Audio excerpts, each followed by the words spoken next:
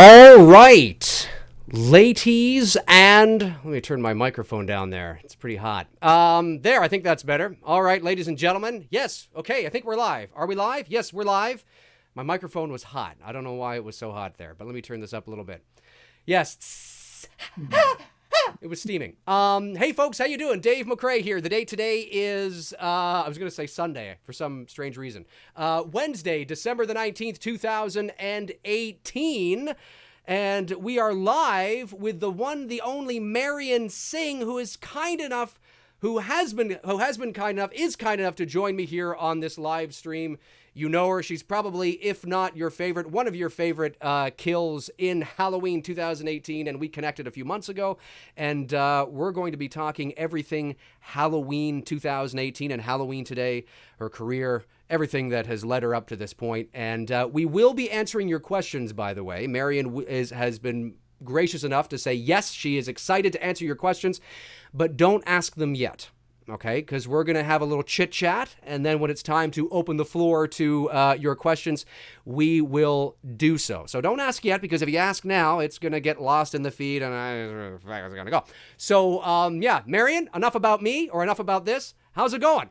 It's going great. Thank you so much for inviting me to do a live stream with you. This is really pretty darn cool. Yeah, no, it is. It is. So why don't you, okay, so why don't you tell everybody out there how we sort of got connected a few months back? Okay, basically, I have been watching the airwaves, and I found Dave's channel because he was doing all of these analyses and all of these different kind of streaming clips and things like that about the upcoming Halloween movie. And we filmed it in January of this year. I mean, it was a quick turnaround. So Yes, it as I was. was watching, I was like, let's see what he thinks. And I looked at some other channels as well, but Dave's channel in particular was very technical. It was very astute in his kind of observations. And I thought, Long-winded, very well, long-winded. it's hard to do a stream of consciousness and real time and have it not turn out to be a little long-winded in ways. So That's I very get true. it. That's I very got true. it. So when the film came out and he was at TIFF and then he did his epic stream, I thought, I think I'm just going to send a little private message, just kind of because he had mentioned Mike Hill. I was like, oh my gosh, he talked about Mike Hill. That's so cool. So I sent a private message and said thank you, or a comment. Wasn't it a comment on one of your posts? I can't remember whether it was a comment on one of my posts Because I think or I said thank you so much for enjoying our little 25-day or yes. 20-day, our little 25-day fun fest. Yes. So at that point, it was a connection that was made, and I thought, if I can reach out and give some extra information to make his channel better, or his live streams, or anything that he talks about with the film, then hey, I'm all about it. And so Yeah. here we are. Yes, yes. No, it was awesome. You reached out to me, and yeah, we've been talking, I guess, the last couple of months now, and it's been a lot of fun to get to know you, to get to know your background, and where you come from, and how you are in terms of being in this industry and in this business, and of course we have that in common, but certainly there's a few things about your side of the business that we do not have in common, and that is your area of expertise when it comes to your martial arts background and your stunt work, which is really fascinating. We're going to talk about Halloween 2018 very soon and everything that encompasses, but I want to get to know you a bit more on your background and how far you go back and how you sort of got from here to having your head slammed against the windowsill and having Michael Myers slash a butcher knife through your neck. Everybody has to do something for a living, and I die horribly. It's a Yeah. thing. There you go. There you go. Yeah, I do some voiceover work as well. But I started on stage like people usually do at 4 years old. I Very cool. started doing singing, dancing. I play electric bass and I sing in a band that toured for a few You're like a years, Swiss and we Army almost got a knife, couple of Marian. record deals. Yeah, I mean, come on, you do stuff. You just do stuff. That's true. So I wound up from there. I did theater, and then I wound up in a band, and we toured, and I got back into martial arts. I've been doing martial arts for about 25 years, and when I got involved in the local film community, they said, "Well, we need somebody that can do like fights and stuff like that." And I said, "Oh, really? Well, imagine that." So I think I know somebody that can help. Yes, Um, exactly. yeah, so I've been studying in the Northern Praying Mantis system of Walam, and I became an instructor and a teacher and what they call a sifu Wow. in Now, Cantonese. what age did you start doing that? Oh gosh, Like, I mean, or well, you don't have to give me an age. Maybe how many years ago? it was 25 years. 25 years. 25 years ago. Yeah, Okay, wow. yeah. Okay, so that's going back to like 1993. Yeah. It's a So long I time mean, ago. my voice dropped as I did kung fu. Some people called it sprouting male parts. Other people just called it, maturity. I But call it awesomeness. awesome. But here's my certificate of teaching this Oh, for very cool. what was this? Oh, this was my yay. This was one of my first teaching certificates in the Wallam system, and Wow. I taught for about 10 years, and Very cool. then I got involved in fight choreography for tournaments and things like that so much that I started choreographing fights for independent film. And when I went to it was in Knoxville, Tennessee. That's where I Okay. was born and raised. Ah, And very cool. yeah, somebody told me, you might want to get involved in the Atlanta scene because it's picking up like crazy right now. Right. So I joined some casting pages down there, and they said looking for athletic men and women. I thought, I think I can help you there. No, Well, so yeah, absolutely. Because I mean, I can understand that having the background that you have and that you possess in the area of expertise that you possess, when you see something like that, it becomes automatically, whoa, hang on a sec, and it's such a specialized skill that it's you have more of an opportunity to stand out that way. Yeah, it's true. It's kind of a niche market, martial Right. arts and Chinese martial arts in particular. I mean, now these days you got the trickers and you've got all those people that do, more flashy, cool stuff like that. But I'm more of a traditional martial artist. So everything Right. I do has a reason and you can see the applications involved. And I have weapons all over my house because I didn't want to put them on a weapon rack because that'd be hokey. So I just Well, put my I got weapons to say, everywhere. I if anybody's ever thinking of breaking into your place, they may want to think again. All right, folks. So people in the chat room, if you're thinking about it, I think you should just kind of dial it down a notch, because if you look at those weapons behind Marian's head right now, that's something that I'm just saying, Yeah. just saying. This is a tiger fork, and That's so it cool. is it's not Satanist, guys. Come on, really. Yes, But of course it's not. called a tiger fork, and it's used to ensnare other weapons, and it is a long distance fighting weapon. Cool. You can't get it's a fairly tall weapon. It's about 7 feet, and then the Is that pointy 7 feet things. there? Yeah, Wow. Okay. yeah, and the pointy things on either side of me are called kwandos, and Okay. they have a spear on one end and a big old sword on the other end.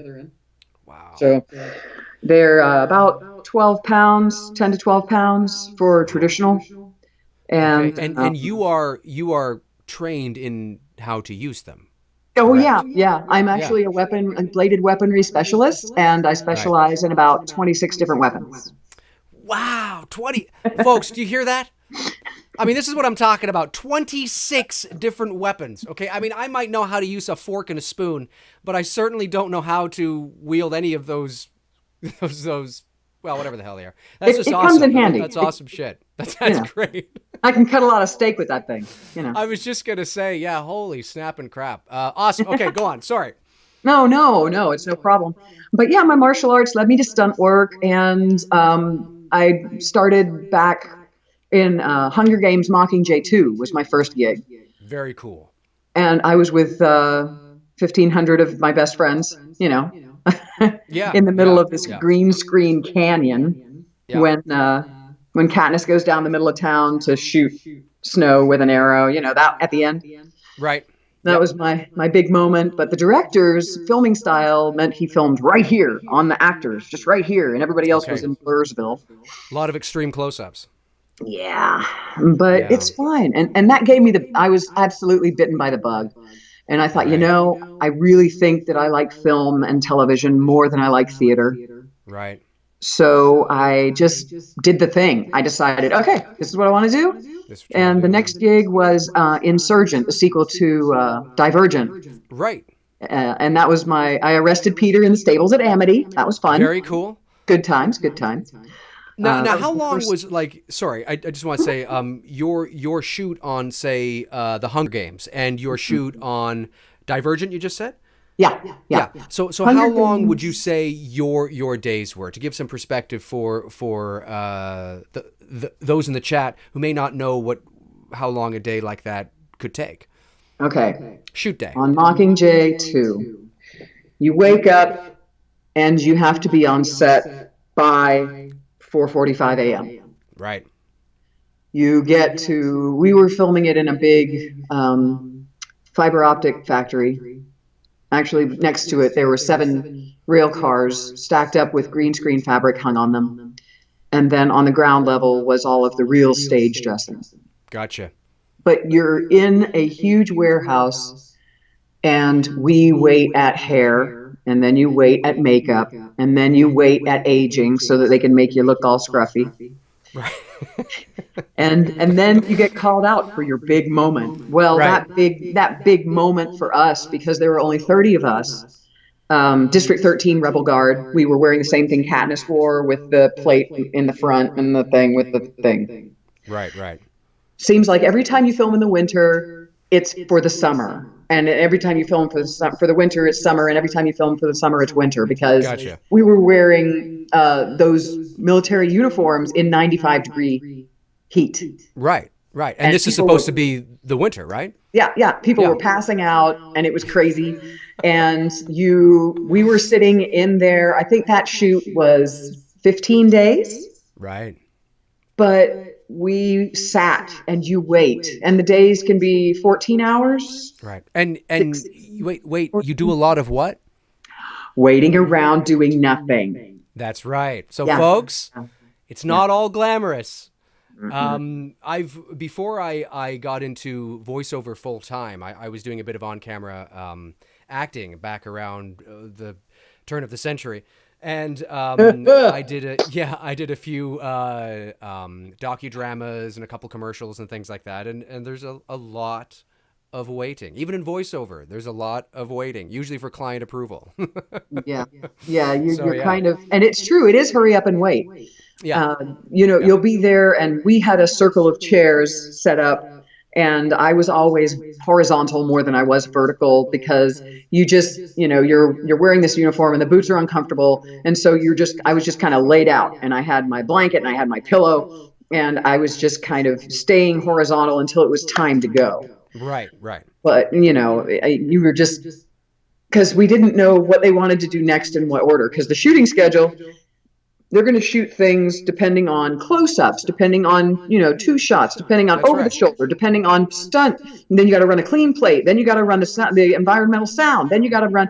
People don't understand why it takes 14 hours to film. It usually Like takes an hour to 30 film seconds. each. Yeah, well, Yeah. no, actually, each like 2 seconds Fair enough. Fair when you do enough. CG and stuff like that. Oh yeah.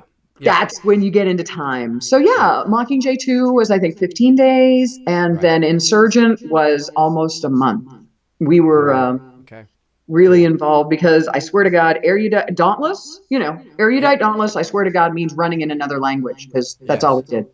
That's all you did. But great.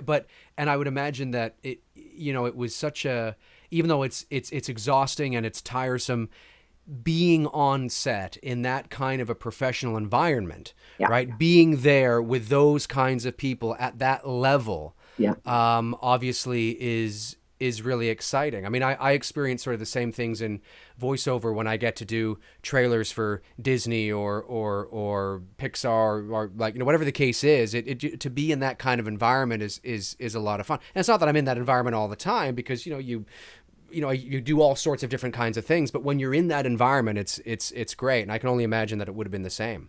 Yes, very much so, because we were a very select few. There was the first casting, and we had to go through a boot camp audition to get into the core 10 erudite dauntless that were Eric's main protection detail. Right, So right. everywhere Eric went with his little bolt over his eyebrow, that's where we were. And as you know, in Insurgent, bad things happened to him about halfway through the movie. So bye, that was the end of our part. Right, right. Yeah, okay, But cool. All right. So okay, so you go from the Hunger Games. I mean, you're this martial arts expert in your area of discipline, and you're certainly fit and in shape, and you utilize that level of fitness that you have certainly in Mockingjay and Divergent.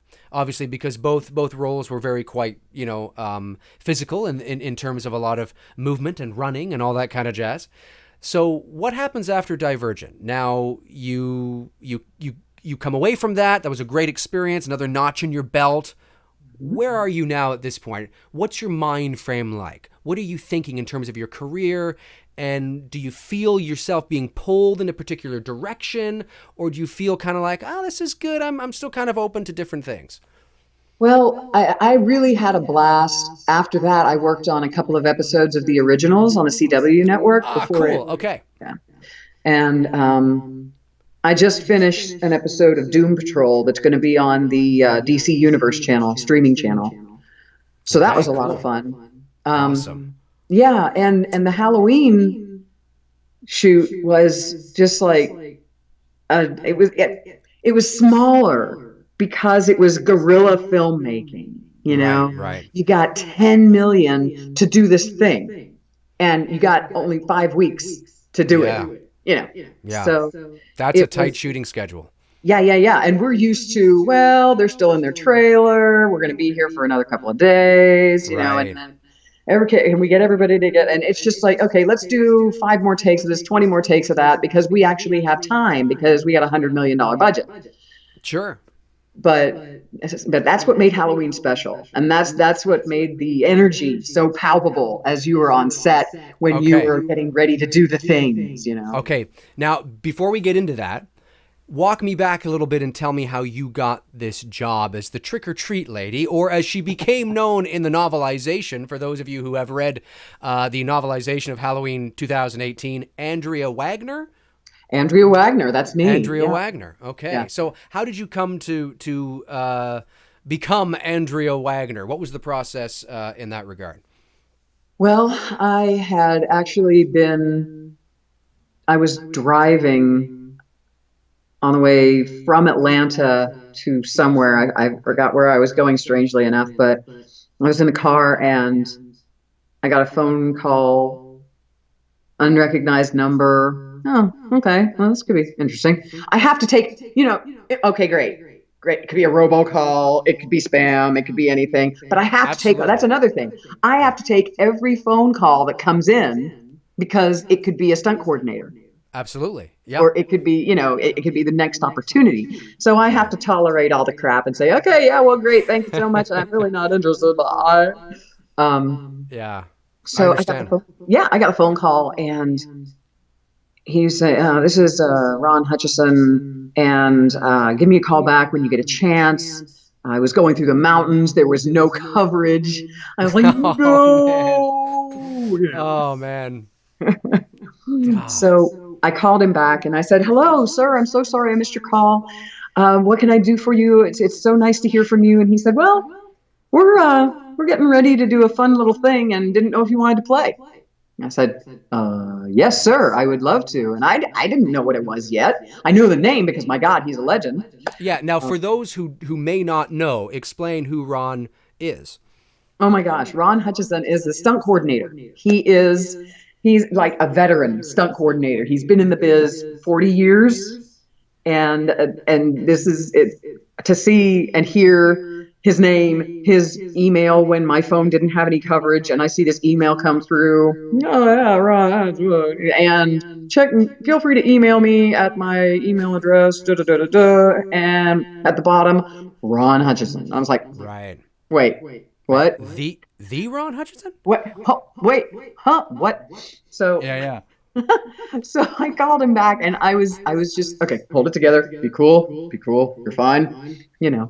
And Yeah. Calm, cool, and collected. that's right.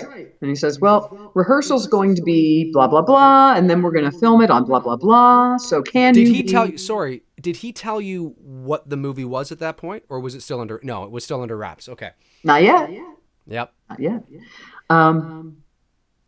So I was like, yes, sir, I'm available. Yes, I can. Yes, I can do this. And then I got a message from the wardrobe person because I had to go and get hair, makeup, wardrobe for the character, Sure. and we had to do the rehearsal. Right. So I thought, oh my gosh, I get to work for Ron Hutchinson. Oh my gosh, what I can't wait to see what this is because NDA, your non-disclosure agreement, NDA. You can't talk about it, you can't Nope. put pictures anywhere, you can't, you have to really do the thing. No, when you saw, I've signed plenty of those in my life, and you feel like you're literally signing your freedom away. And it's like, because you can have a lawyer calling you. Absolutely. After. So I show up for the rehearsal, and I'm heading to Charleston, and the drive is gorgeous, going through the mountains in Asheville, and I'm like, I'm going to work some, yay. And Awesome. I check into the hotel. I was like, oh my gosh, okay. So I get down to the lobby of the hotel in the morning, breakfast, before we go and do the rehearsal. And my fellow stunt person that I never thought I would ever meet, Marian Green, the legend herself, was there having breakfast. I'm like, are you kidding me? Really? Really? This just keeps getting better and better every time of course. I see it. No. Was she always somebody you looked up to in this area of expertise before you met her? She is a legend. I first met her at a lecture for stunt people. We went and it was a hustle. You talk, you listen to them talk, you ask questions, and then you can hand out your resume at the end, and Sure. hopefully they'll put you in their binder and they'll call you at some point for something. Right.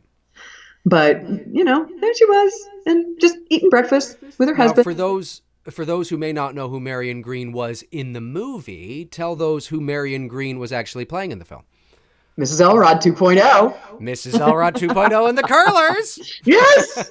Sandwich Lady was her name. Sandwich Lady was her role name. Okay, cool. Sandwich Lady. Yeah, that makes sense. That makes sense. Sandwich Lady. Yeah. But yeah, so we got reunited, and so we had the huggles, and we got to talk and have all the, what are we going to do? What's going on? Da, da, da, da, da. So we get to the set, and we're in the middle of the Gaslight District in Charleston. It's like, oh, cool. This is the historic district. This is awesome.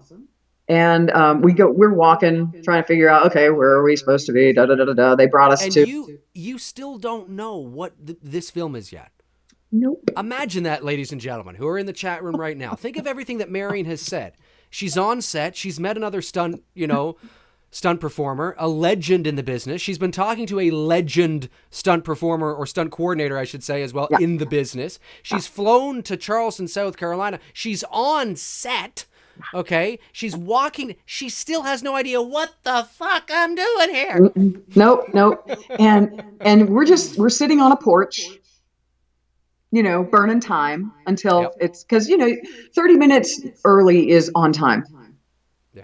For whatever you have to do. Oh, yeah. It is. If not more, if you need time to warm up or whatever. I didn't know what I was doing. I was like, well, if I have to fight, I better warm up. I mean, I don't know. It's just, we're sitting here. Fair enough. But, it's kind of, because there was no set dressing at the time. You're just walking up, and there's her house and there's my house. Our houses are right next to each other, as you guys know. And we're sitting on the covered porch on her house, not mine. Okay. And, Ron comes up and he's like, hey guys, thanks for coming out. We're going to run this rehearsal, blah, blah, blah, blah, blah. I'm like, okay, cool. And he says, we might want to go and after this, we're going to do the wardrobe and da da da da da. I was like, okay. So then this older gentleman walks up and I'm like, oh, okay, well, this is cool. And David Gordon Green walks up and we see him coming toward our house. We get the heck up. We start walking to the middle of the street. We meet him halfway. And you know what the first thing he said was? Welcome to Haddonfield? No, we still. First thing he says to Marian Green is, oh my God, you killed Mr. Orange in Reservoir Dogs. Oh. So he's a big fan of hers as well. Yeah. That's awesome. That's great. It was really, really cool. And I thought, wow, am I really here? So is there anything that's going on right now that's beginning to sort of tip you off? I mean, we know that on that street, of course, they were putting up decorations, Halloween time with pumpkins. Was there any of that that's sort of like, oh, this is a fall environment film. This is maybe a scene that I'm playing that has something to do with Halloween because of the decorations. Anything that's sort of started to sink in at this point? There were no decorations during the rehearsal. There were no decorations because the rehearsal was the week prior. Of course, this is rehearsal. Yes, of course. Yeah, that makes sense. Fight rehearsals are usually, either the week before or days before, and they only have a certain amount of time with that street. Gotcha. Yes. So I don't know if we were the first thing that they did on that street, but there was no decoration. There was no nothing. I mean, we went for sushi the night before, right around the corner from where we were filming. Gotcha. Okay. And, cool. And I thought, okay, well, this is fun. And people kept walking by and they were like, okay, what's your name? And I was like, I'm Marian. Oh, which Marian are you? So we were Marian 1 and Marian 2. Okay. Because we're both Marian. Yeah. And so they say, you got something coming really cool. You got something coming up for you. And I'm like, oh, okay. And they wouldn't tell you. I love it. I love that kind of anticipation. Okay, well, what are you going to do? I don't know. What are you going to do? I don't know. Yeah. And so they took Marian Green to her house and, told us, told her, we're going to be doing this. We're going to be doing that. Her part was a lot longer than what you saw on the film. Okay, cool. Yeah. Are you able to give us some insight into what other things maybe was her part longer? Did they shoot more or was it just axed from the script? It was, there was more action. Action. She took a beating that night. Okay. and then it wound up being an insinuated kill off camera. Okay. I think it worked. Yeah. She said, I have been, my scenes have been edited in all different ways. And so I'm not thinking anything when it was getting ready to come out and the release was happening. And I saw us on oh my God, we're on the San Diego Comic-Con footage. Holy crap. And I sent it to her. We're going to be, and oh yeah. And she said, I'm not counting my chickens. And I was like, oh, come on. This is going to be awesome. So did she think that her scene would be cut altogether, potentially? Yeah. I mean, she said, they filmed so much stuff and we don't know what's going to get used. And that's true. So I don't know if she was trying to get me ready for maybe not making it in or whatever. Right. Because that was when we heard about the reshoots. Okay, yes. And we were like, oh God, I hope we make it in. Yes. Yeah. I mean, she wasn't like that, but I was. I think the reshoots predominantly had something to do with the ending of the film, of course. Yeah. So, and you're, of course, in the middle of it. So, yeah. That's really cool. Okay. So, go on. So how, okay. Yeah, please continue. Okay. This is good. This is fun. So I go into the house and I'm looking around. It's like, okay, well, we got Victorian house. I mean, okay. There was nothing to suggest what we were going to do at the time. Ron comes in and he says, okay, you ready to have some fun? And I said, oh, yeah, sure, whatever. I'm game for whatever. Yeah. And James Jude Courtney walks in. Okay. And he wasn't in makeup or anything. He's this older guy. Yeah. Really cerebral, really classically trained guy. I'm like, yes, very well spoken too. Yes, I very haven't well spoken. I haven't Very, talked to him personally, but when I have heard him speak, very well spoken, very articulate, yeah. seems like a very very nice man. Yeah, he is absolutely an amazing person. We were together. We were together all night. Yeah. I spent the night with Michael Myers. No, It's very true, um, folks. yeah. So That's we went something you can't over. say every day. Yeah, hey, we went over the choreography, and Okay. initially we had tried something with an extra couple of beats in it, and they said, I don't know, that seems a little too Jason. And I Okay. said, wait, what does that? Okay, we're in the horror genre. Okay, Right. and two, we're starting to get a little fourish, Yeah. and A little too Jason. yeah, Hmm. okay, a little over there, a little over here, Yeah. and we settled on the choreography, and I went to the room after we did the choreography. We went for sushi and all that, and then I got an email from the wardrobe person. Okay. And she says, "Okay, we need to get your costume together. Can you be here at da da da da da?" And I was like, "Yeah, sure, I can do that." And at the end of the email, so and so Halloween. Now, okay, now before you go on any further, what is, how would you place yourself in the world of Halloween in terms of a fan, in terms of horror? Have you always been a horror fan? Have you been a Halloween fan? I mean, if this was me, if I was in your position and I saw this, depending on what your emotional attachment is or your level of fandom towards the genre or the series, may dictate your response, right? So where do you lie in terms of your love for Halloween prior to this experience? I It's think okay. You can that, be honest. We're all friends here. yeah, I think that the iconic movies that created the genre are at their most pure when they are in their infancy. Right. Of course. Yeah. Yeah. And I agree with that. so to see the original films, the original Halloween, the nature that was intended for Michael Myers himself, the Right. shape. Yes.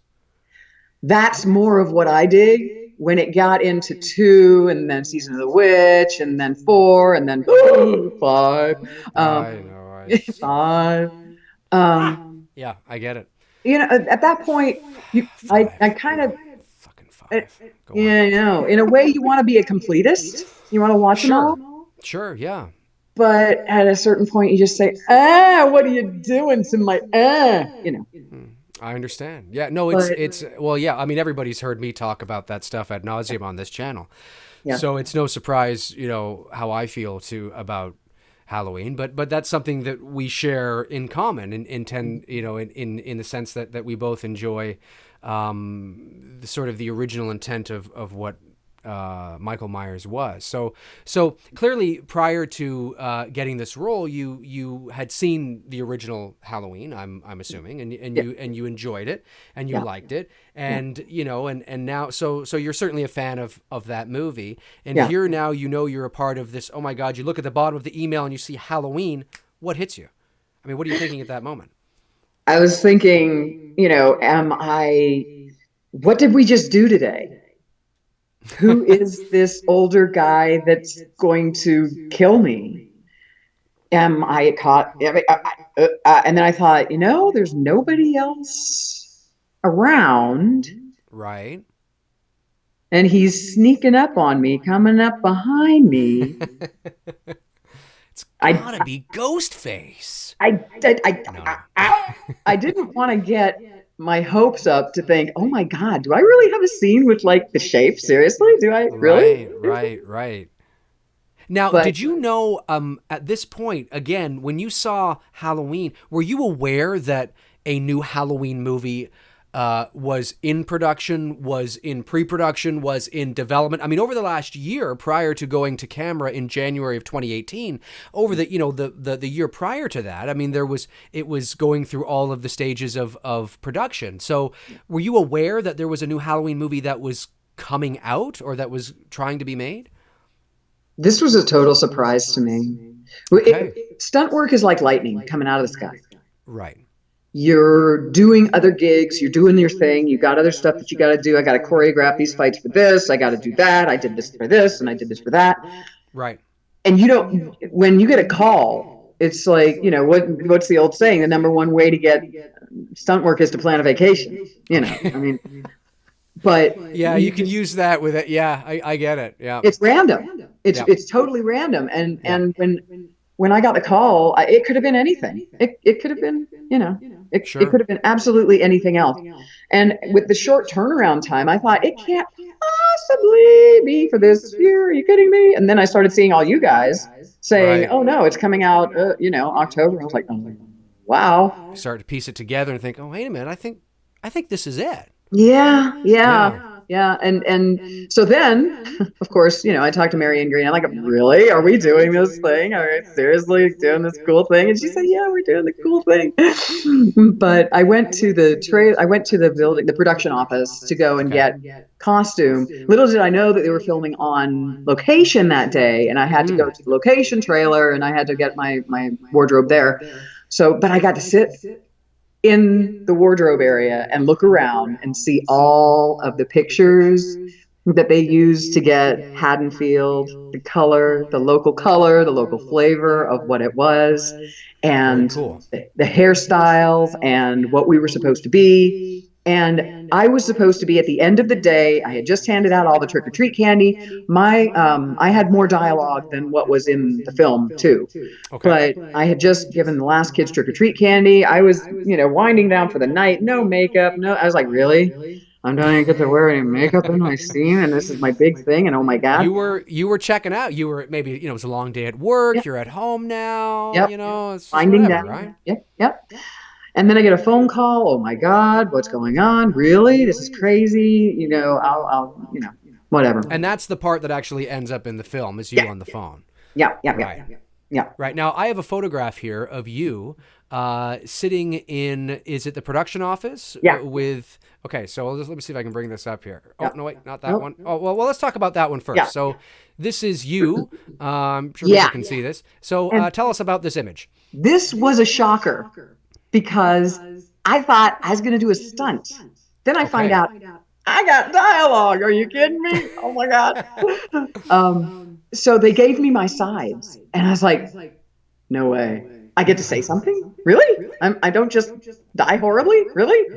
That's even better. Yeah. And I got my own trailer and they put Trick or Treat Lady on the thing. I said, oh, I got to get a picture of this. I mean, this is nuts. Is this a thing? Like, that's awesome. I love it. It's a thing. Yeah. It's a thing. It's a thing. Oh my God. That's awesome. But yeah, that's what that is. That was the moment. That look on my face was, that's right. That's right. Now, what's in your hand here? I'm just going to pull this up. We'll probably cover your face a little bit here, but yeah, you can see the working title for the movie on this image here. It says Uncle Orange. Uncle Orange. You never now tell the folks what this sheet of paper is. Yeah, this is the call sheet, and behind it are my sides. It's stapled together in a little booklet. And Uncle Orange is the code name. Because when you're filming something, you never give the real name of the project because then everybody could show up and take pictures and do the thing.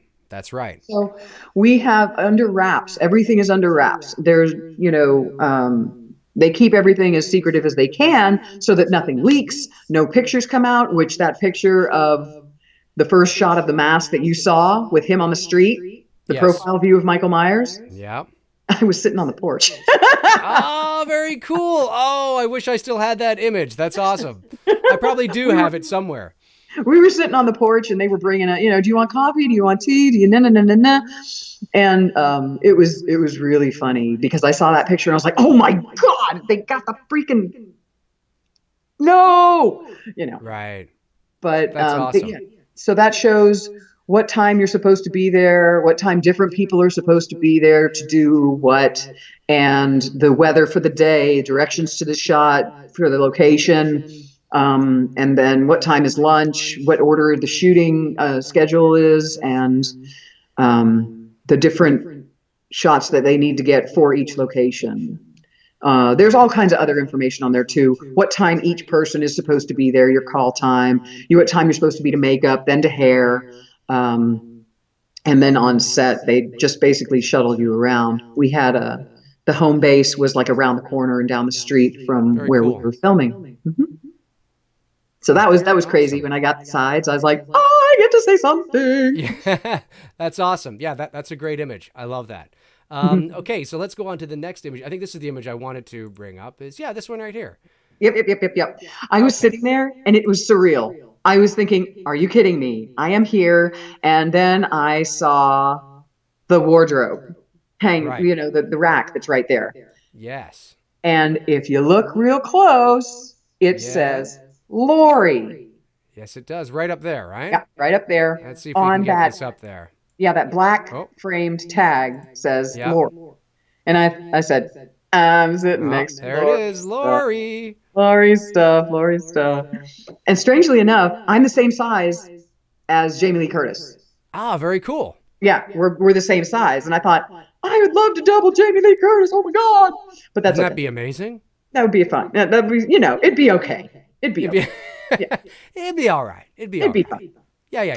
But yeah, so then when I found out I was in the wrong place and I had to actually go to the set in order to find the wardrobe because they had taken all of the other wardrobe that was not spoken for and they had it in a whole big truck, where we change and do all these things. And you have racks and Sure. racks of clothes for each person that's on the shoot, plus clothes to try on people to see what is your thing.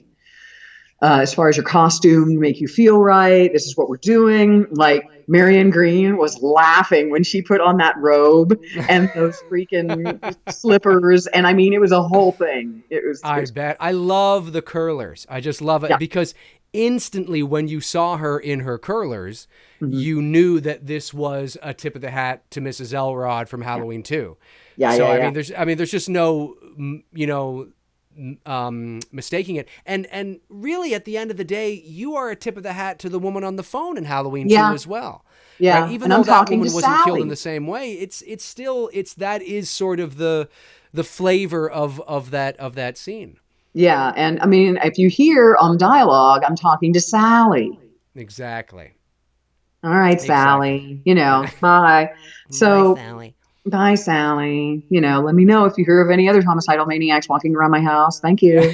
you. That's But yeah, awesome. That's yeah. So great. that's the wardrobe moment that I was like, I'm really doing this for Cool. Yeah, Halloween. it's I can only imagine that there were many surreal moments for you, where you were like, this is great. Like this is, and what's great about it too is you're utilizing, I mean, for those of you that don't know, I mean, to be able to, even though it doesn't look like much to the average person, to be able to work with somebody, and James Jude Courtney has experience in stunt work as well, if I'm not mistaken, correct? Yeah. He's got some basis in stunts. Yeah. Yeah. So to be able to actually grab your head, Mhm. right? Slam, quote unquote, your head against the Actually, windowsill, I should say. it Sorry? wasn't windowsill. Oh, it was what was it? The couch, that Oh, the couch. wooden Okay. framed couch. Okay. That was what I hit. That's what you hit. Okay. That's Yeah. been cleared up, folks. You've heard Yep. it There you here. go. New little gem But for you guys.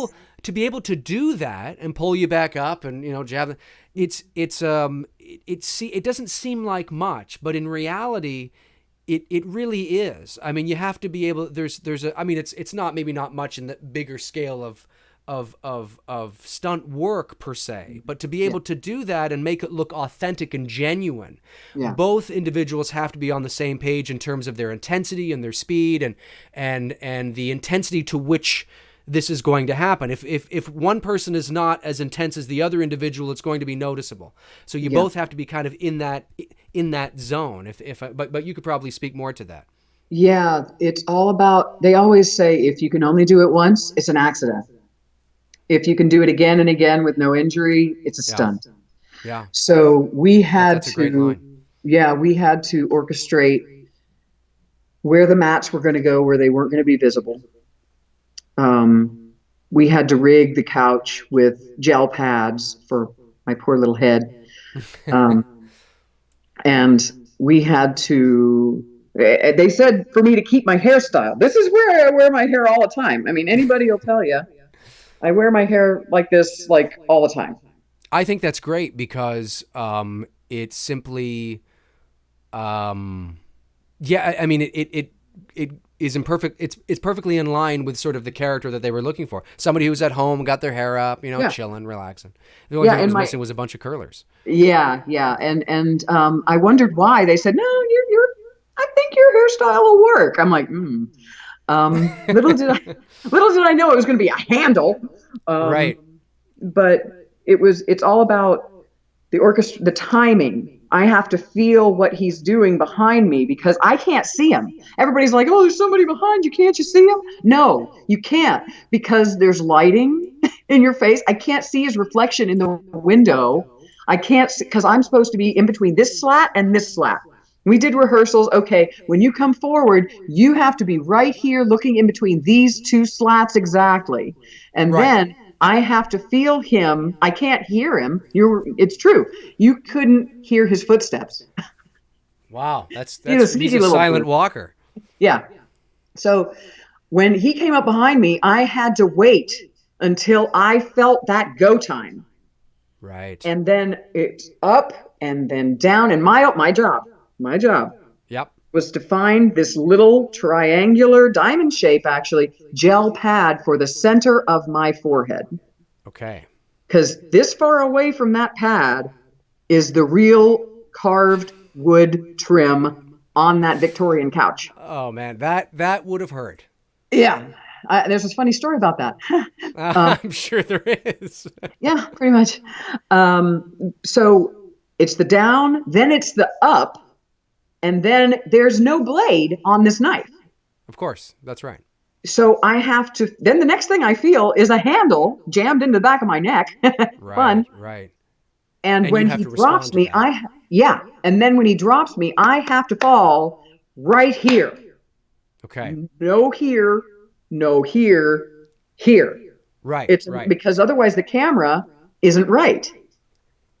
So I have to, when I go to the window, it's these two slats, left, right, left, pull the cord, here come and this all has to be orchestrated with his timing walking up behind me. Right. So I get my cue. I walk around the door frame to the window as he is walking in through the back door past the kitchen because I thought they were going to follow him in his POV all the way up. That would So have been cool. I didn't know when they were going to switch to my camera on the other That would side have of the been window. cool. Yeah. So That would have been cool shot. A I POV know. shot walking up behind you at the window. That Yep. would have been cool. Yeah, that's the Did first they thing I shoot thought that was at like, all, or was that not something that they shot? they did. They were with Oh. him the whole time. So I don't know what they're going to do in the DVD. Interesting, folks. DVD January, what is it? January 15th, I think. Yeah. Digital on the 28th of December. Yep. So Okay. so I had to, yeah, it was all about timing. So Yeah.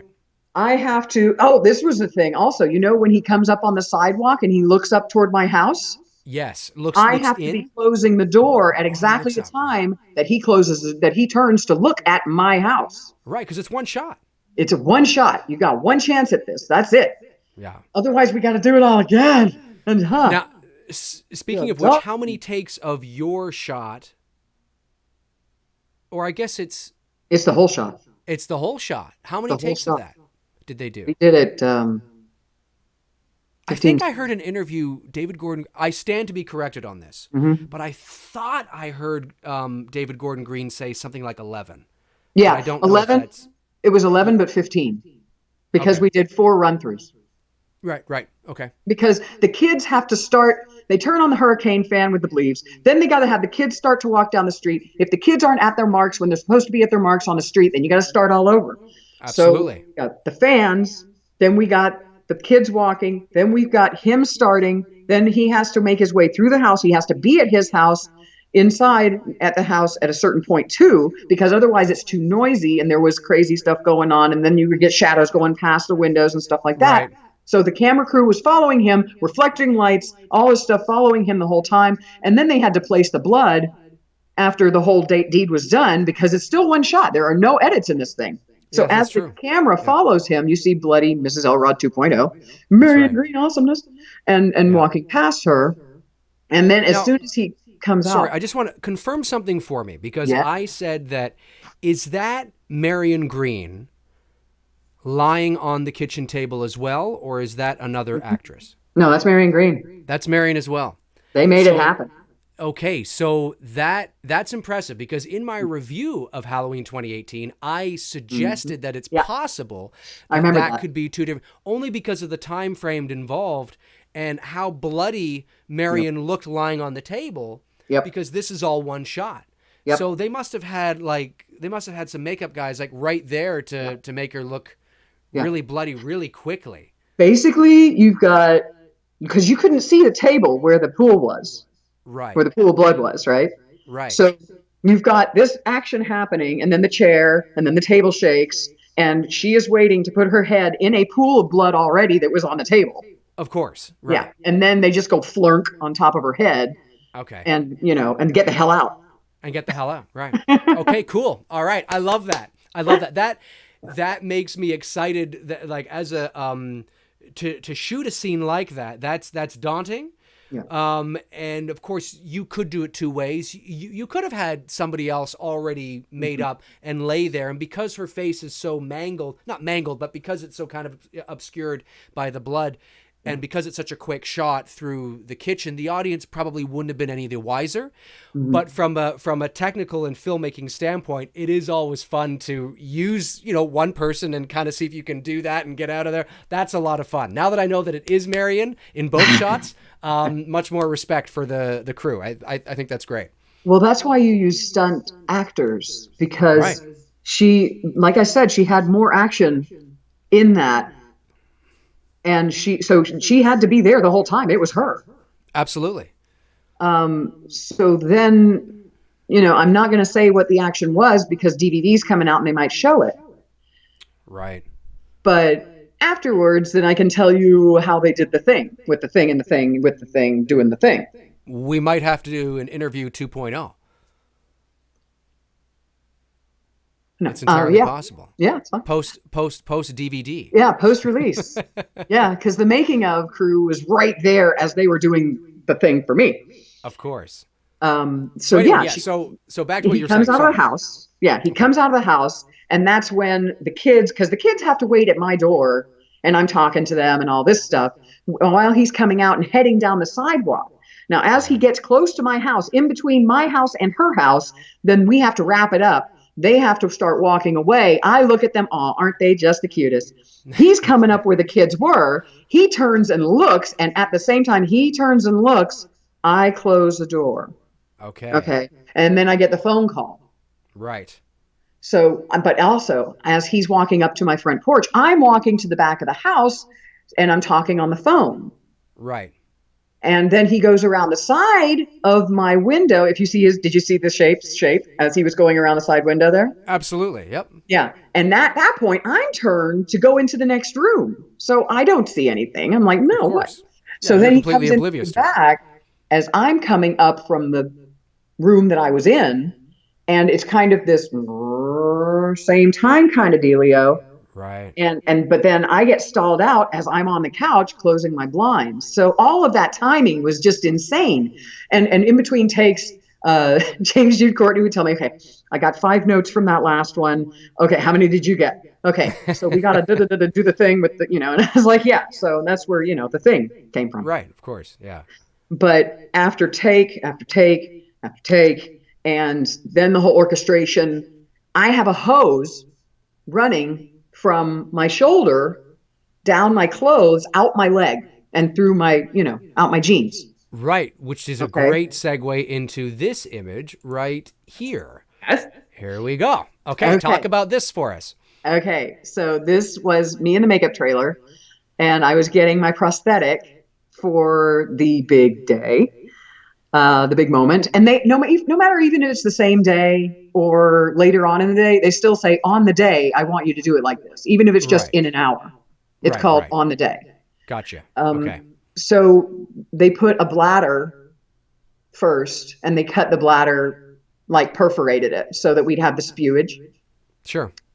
And then they put a neck prosthetic all the way around the edge of my neck from here down to, my chest. Right. And then they have to blend it in. So you can see the edges on that prosthetic that they put Yep. on. And just in case you guys want another little cool factoid, the makeup artist that did my prosthetic was the Christopher Nelson and his assistant, Of course. And the guy that's, that I made the mean, mask.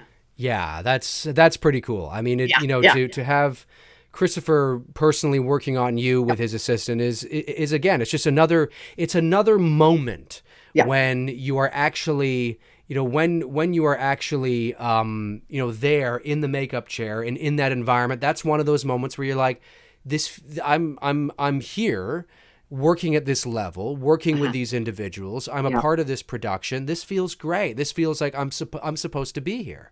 But you You know what the know, cooler part is? there's a cooler part. There's a cooler part. Oh my Holy God. snap and crap! Tell me the cooler part, Marian. Okay. One chair over, and on the countertop were the Michael Myers masks getting worked on right in the same room as I That's was. awesome. That's that's great. I love Yeah. it.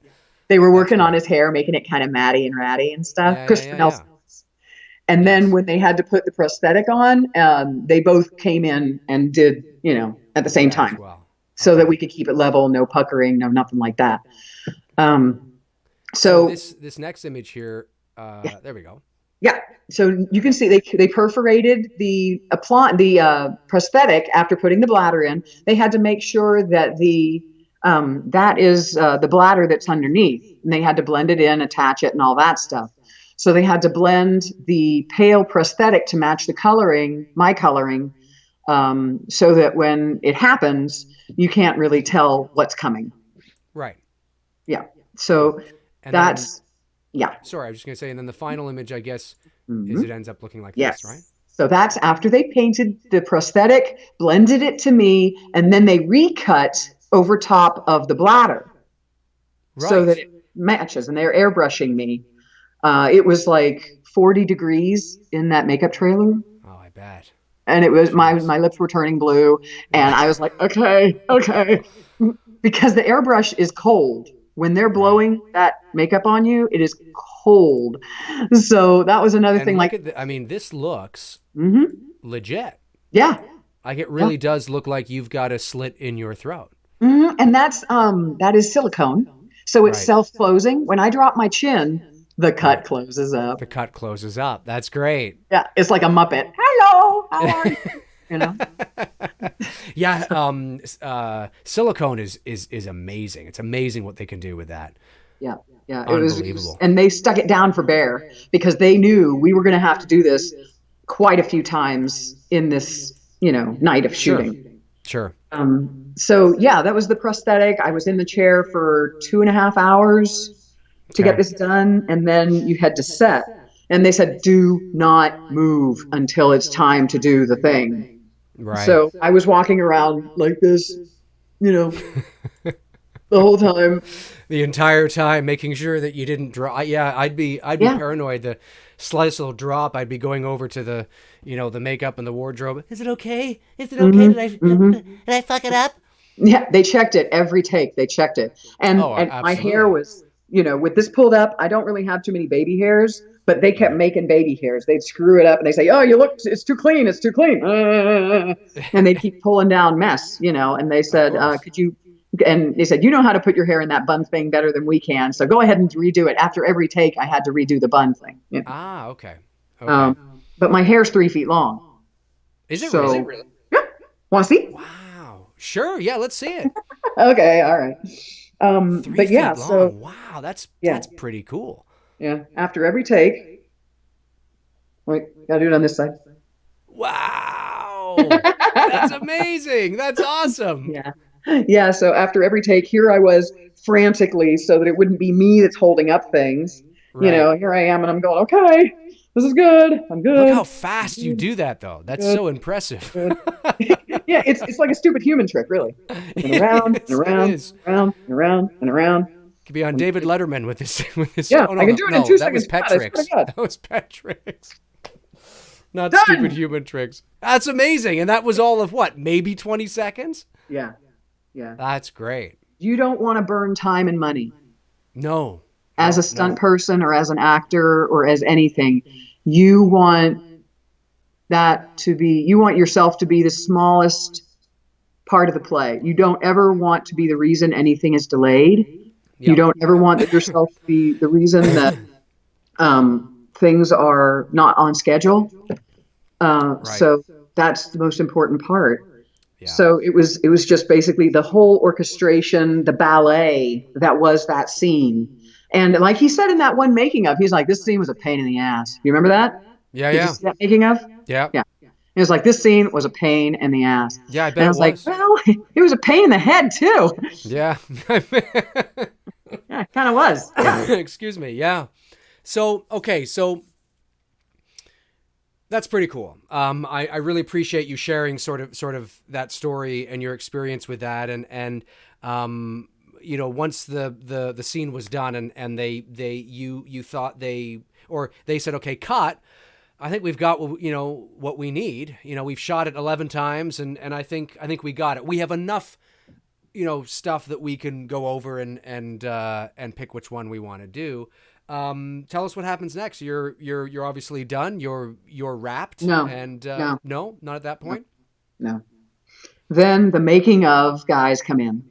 Ah, okay. And between each take, the making of guys come in. Okay. And the photographers. Of course. And they do all of the promotional pictures for Right. the footage, the video footage, Yeah. the photographic footage. Yeah. You have to pose in the important parts of the scene so that there's Oh, of no blur. course. Of course. Yeah. Of course. Yeah, Yes. they don't want you to be a blur. So you have to freeze in the moment. And if they get this one picture, if it surfaces when it surfaces, other than, the picture that's on IMDb of me at the window, Right. I was frozen in the moment of horror, and I was like, oh, this is going to be sexy. Yeah. Yeah. But I mean, and then they shoot it from this way, they shoot it from that way, they shoot, and then you get your picture with my picture with James Jude Courtney for the promotional stuff, Right. and the video of it and all that stuff. And between each take, they have to watch the footage and then they have to get room tone, which is just basically running the cameras and the recording Yep. equipment with That's right. nothing Yep. else happening. Yep. And I mean, I don't know how detailed to get this because I don't know how much everybody knows. And so Right. I'm just kind Right. of, I understand. talking about all this stuff. Yeah, no, it's. I find it interesting, and I'm sure there are a lot of people that do, and maybe some that don't, but whatever. So, whatever. It's not for everybody. And some It's people not just for want to everybody. enjoy the freaking movie. It's so true. It's so true. But I love the technical aspect of everything. So, well, that's cool. I mean, so how long after were you on set for after the actual filming of your scene was wrapped? How long were you then in Charleston? Did they ask you to stick around for a day or two in case they needed a couple of pickups after they looked at the dailies, or what sort of was your window before you were able to leave? Basically, they called dinner after our shot. So you go and you do the meal thing, and then at that point, they've looked at everything because it's Right. digital. Of course. It's Yep. instant results. Yep. So Yep. at that point, you're just, it's kind of anticlimactic when you're done. You say hi, you say goodbye to everybody, you hug everybody, you say see you on the next thing, and you go back to the hotel. I mean, Yeah. And it was the high begins to come down. yeah, yeah, Yeah. and you just kind of wind down and say, did that really just happen? Yeah, I can imagine.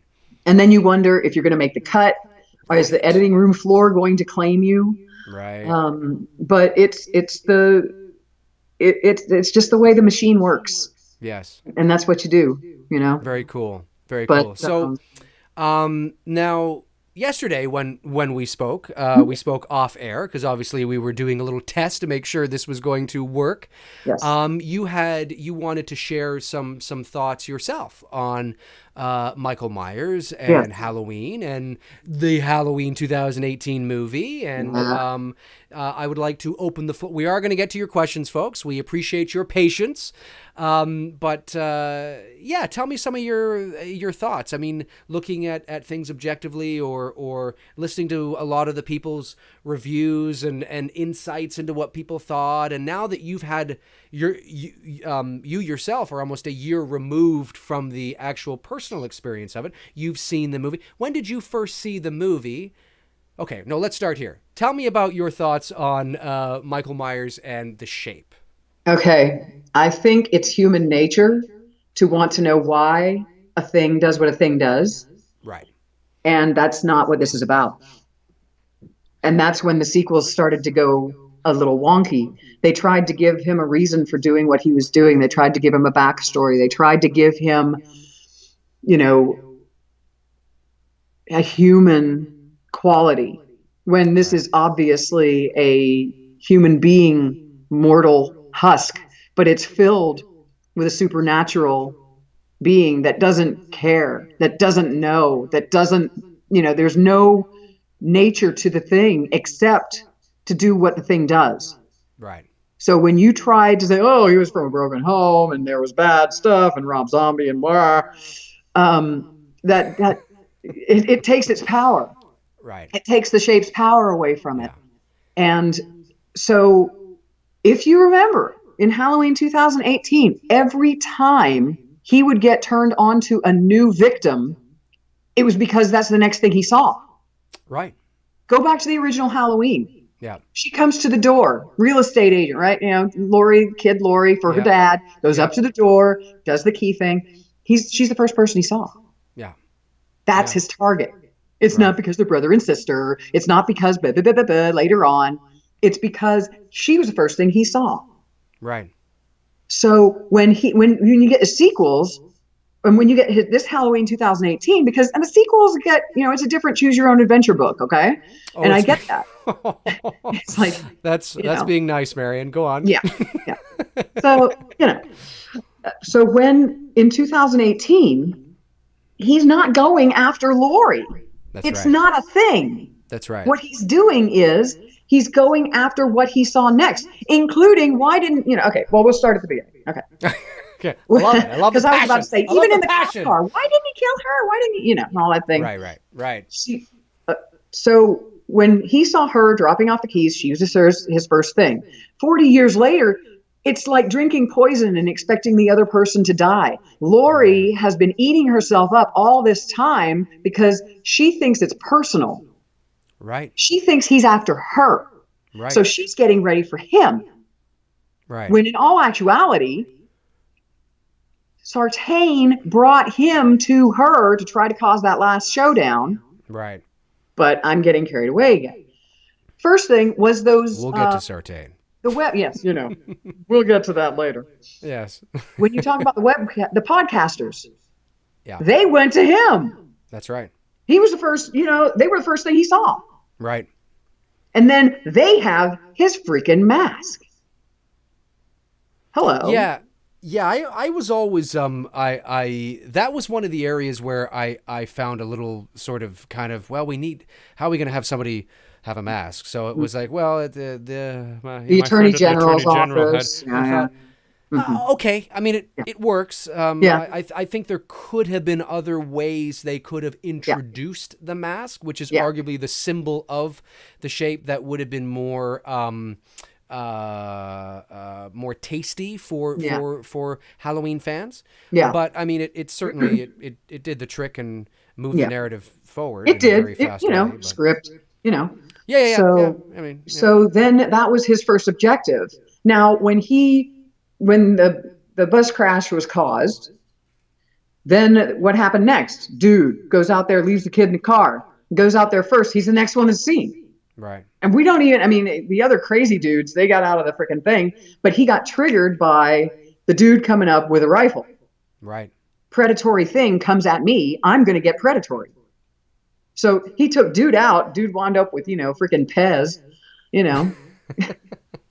No, you're right. Yeah. I mean, everything you're saying is right. It's a matter of really, it's how they played 2018, and certainly, Yeah. I mean, David Gordon Green and Danny Yeah. McBride would be able to speak to this, better than I could because I'm not in their heads. But Right. how it reveals itself is the moment that Laurie sees Michael in the upstairs window, which of Mm-hmm. course everybody knows is Nick Yep. Castle. That's his Yep. cameo, which That's is his great. cameo. It's his cameo, and when he goes like this and he tilts his head, Mm-hmm. that's that moment of, oh, wait a minute, Mm-hmm. I know you, Yeah. I Yeah. know you, Yeah. Right. right? Oh, it's you. Yeah. But he didn't go to Haddonfield specifically looking for No. Laurie. It was a No. matter of now you could say, well, why did he go back to Haddonfield? Well, okay, you could say it's all he knows. I mean, he's Right. been locked up for 40 years. Maybe he went back to Haddonfield because it's what he's familiar with. I mean, you Right. could make that argument and have that pass, but he didn't necessarily specifically go back to Haddonfield No. for Laurie No. Strode. Well, think But I'm about sure what he was happened very next in thankful the that he film. found her. Yeah. Think about what happened next in the film. The kid goes out. I mean, the kid goes out to see what's going on. He has a rifle as well. Right. Idiot. Yeah. Goes up there. Don't shoot. Bam. Oh, crap. Right. And then he makes his way back to the truck. Well, that was the predator witnessing the prey, but it's still a threat because it has a gun.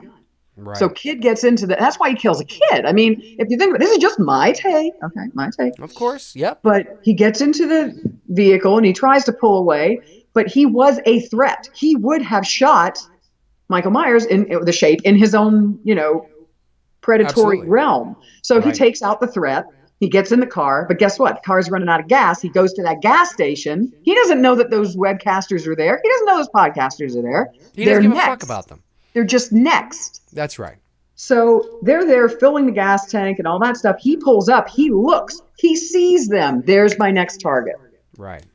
So then the Right. whole thing happens with the thing, with the garage, and then I get my thing on, and then I get the thing with the teeth, and then the one, and dude walks by, Absolutely. and then the bathroom scene happens Right. because he saw the mechanic before he saw them. He's like, oh, a buffet. I have a smorgasbord of death. Right. And he's utilizing what he's familiar with. So he sees the mechanic. He knows that, well, I'm familiar with this outfit.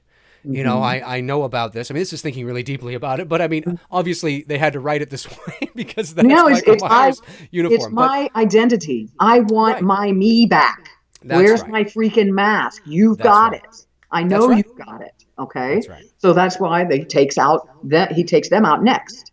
Right. Then he gets to their car and he drives that to the nearest town. Where's that? It happens to be Haddonfield. That's right. Okay. And it's what he Happens knows. to be. Yeah. Happens to be. It might have Yeah. not even been because that's what he knew. Yeah, no, exactly. It's what he said, because, people have to remember that when he murdered his sister in 1963, he was 6 years old. Yeah. And then he's locked up for 15 years. He escapes for one night. Okay. In this new timeline. Yep. New timeline, he escapes for Yep. one night. Yep. And then he's locked up again for 40 years. So he Yep. he arguably has seen one moment of freedom Yeah. in 55 years. Yeah. And when you include the 15 before he escaped in 78 and the 40 after. So, it's not unprecedented to assume that, well, if he escapes, he's gonna go to Haddonfield if it is just down the road. And Yeah. Laurie, a matter of circumstance, just so happens to still be there. And then of course you see him, in the window, like, wait, oh, you're here too? Get out of here! This is great. You're next, but honey. he wasn't there looking for her. No. Yes, exactly, Yeah. exactly. But think about it. It's been a chain reaction through the whole movie. It's a chain reaction. It's not him having an issue with somebody. Right. It's not him having a motive. It is him going to what is next. He went house to house because, first of all, he needed a weapon. Guess what? Mrs. Elrod 2.0. Bye. There you go. And then it's like, guess what? As he was walking down the street, I closed the door. Right. And as he was looking, and then I'm the next target. That's right. So then he works his way around the house. Guess what? Okay, I've got the knife from Mrs. Elrod 2.0. Now I'm going to get my thing on. Right. Because it's what I do. And he strikes like lightning. He comes out and it's just what he does. Mhm. After me, it's like, okay, then if you went through the block shooting of the film and all that stuff as it was done, she is driving around trying to find his ass at the same freaking time. Exactly. So then when Yes. she pulls up and he is at the babysitting house doing the thing with the thing, Yeah, yeah. cutting his nasty ass toenails. Yeah. Um, Oh God. that kid was classic, man. He was hilarious. And He was. He I was a cute understood, kid. oh, there's David Gordon Green. Oh, there's Danny McBride. Okay, I get it. I get it. But, in that process, he was spotted, da da da da da. And it's kind of staggered if you think about it, because the babysitting thing happens. There he is. There she is driving around trying to find him. There he is. Gun. Oh, there, bang, boom. And then here comes, the cops trying to help her. And then there's Sartain. I mean, all of this was really compressed in real It life. was. But because it was Yes. filmed the way it was and timeline had to go the way it was, it did that in a longer, stretched out timeline. But really, Right. all this stuff was like a cluster of mayhem. I bet it was. So tell me now, I mean, when was the first time you saw the movie? Day before it released. The day before it released. Okay. And what was your first impressions of Halloween 2018? You obviously knew you were going to be in the movie Yeah, because you made it to the second trailer yeah. that was released. That was a Certainly, freak well, out it was moment released. too. That was my Sorry, next freak out moment. I bet. When I was on all those freaking trailers, Yeah, I was like, holy crap, I'm in the freaking trailer. that's awesome. I can imagine. That's awesome. I remember about 15 years. Well, no, closer to 20 years ago now, when I did a television promo. And of course, my promo was all over the place on TV and all over the place. And it's this surreal sort of weird feeling. This is probably, yeah, like 2001 or two or something like that. And it was a very weird, surreal kind of feel, like, holy snap and crap. So I Yeah, completely understand what you're talking about. It's like, yeah, wow. And especially something at that level, yeah. where it's one of the most highly anticipated, not only horror movies of the year, but one No of the pressure. most highly anticipated movies of the year. So it's, and a lot of nostalgia riding on it. There's this build up that's building and building. And you're part of the main push in terms of its marketing, and Yeah, that's exciting. I yeah. can imagine that being really exciting. But anyway, sorry, I digress. So you see the movie. What are your first thoughts on Halloween 2018 after you saw it? My first thought was, this is for the next generation of Halloween fans. It is a reintroduction. It is a love letter to all the past. And I know your thoughts on that. If you didn't like the sequels, why'd you put all the nods in, right? Yeah, yeah, I I'm know. keeping my mouth shut, Marian. So, yeah, but that's the first thing I thought. I thought, I see you, Halloween fans. Sorry we didn't include your sequels, but we're going to throw in a nod here and a nod there so that you can find it. And it's kind of like a treasure hunt. Right, right. Oh yeah, no, I understand. Yeah, But I thought, this is to introduce the next generation of Halloween fans and to pay homage to the previous. right. That's the first thing I thought. That's the first thing you thought. Yeah. Well, people know what I thought. Obviously, there's a big review on my channel about it, about an hour long or so, and I go really in depth on it. So, how many times have you seen the film? I've seen it 3 times, and then I've seen various clips and things more frequently than that, just Okay, to um, just to get the flow and the vibe and all that. right. And how have your thoughts, if they have at all, changed over the course of the first viewing to the second viewing to the third viewing? Do you find yourself seeing things? Are things improving for you? Are things bothering you that didn't bother you before? Or, how do you feel after a third time watching the film? The one thing that has evolved for me after watching the film multiple times was the way to take that crazy twist at the Sartain twist. Right. Um, I think we all have a friend who went to university and majored in psychology to find out what was wrong with them. Right. And I think he always had a dark side, Right.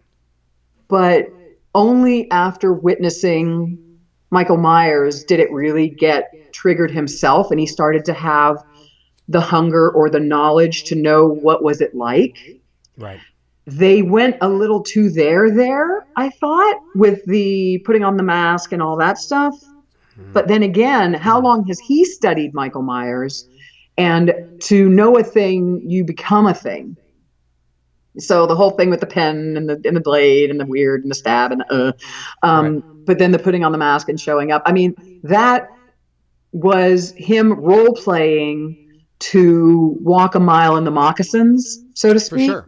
Yep. Oh yeah. No, and it plays that way. It Yeah, absolutely it does. Yep. does. It does. But oh my gosh. But then that poor girl, I mean, to have to witness all that, she's going to have to go to therapy for a while. Uh, I think she is. Yeah, I recognize the why the Sartain why that scene is there. Again, I don't want to get really deep into it. People can go watch how I feel about it. But just as a side note, I my issue with it is that for me, now I've only seen the movie twice. I saw it at TIFF at the world premiere, and then I saw it again in Hollywood the week that it came out because I was actually there. So which was great, and my issue still with that scene, it doesn't quite feel organic to me. Now that's to me. It does play a little bit like, well, we need to figure out how to get Michael to Laurie. yeah, This is an opportunity to do that because as soon as the twist is introduced, it's abandoned. yeah, And so it feels sort of okay, so we're okay again. And yeah, that's my personal opinion. I mean, the more you watch it, the more it will grow on you inevitably, just for the sheer fact that you are used to it. yeah, So first impressions are always really important in this kind of a thing, not 148th impression, because right. of course you're going to be okay with it by the 148th time because you know that it's there. But again, I could really go into it, but I have ad nauseum, but that's sort of I'm still not quite comfortable with it. I think there could have been other things they could have done Yeah, that could have, if they wanted to keep the twist. I yeah. think there's other things maybe they could have done earlier in the film to that might have made that moment feel a little more organic. But Well, that's another thing. it's an orchestration thing again. It's a timing thing. Right. If Allison hadn't been found, then it wouldn't have been in the same cop car that Sartain was being taken Right. from after, the hospital and getting shot and getting bandaged up and all that stuff um, by the cop. And so then you get to the house, they're at the house at the same time that she's at the house. And then he finally gets to see, Laurie Strode. Right. So it's all the Right. timing. It wound up snowballing into this weird timing of he's in the car, they're hunting him on the street. She knows after that awesome scene with that my favorite piece of music, just like yours. Oh, it's unbelievable. Ah, ah, but I can't. Wait. No, but yeah. So, and that piece of music, when I heard it the first time, it struck me because I study music because I play music. Right. Sequoia Studios, yay! Yeah, that's Um, awesome. but yeah, so when I study music, I study all the way new music, old music, the iconic music. And when Cody plays on the electric guitar with the bow to Right. create that awesome sound, oh my God, Yes. my Yes. soul left my body for a minute, but then it came back. Uh, Led Zeppelin, Jimmy Page, song remains the same, or 1973 at the concert at Madison Square Garden. He plays his electric guitar with a bow. Amazing. Check that And out, folks. that's the first thing that I thought of. But you kind of gotta, you gotta put the pieces together. And it's like, Sure. that's that sound. Oh my Sure. God. And then when you saw that clip of John Carpenter and them making that piece, Right. and you saw that, I was like, Oh yeah.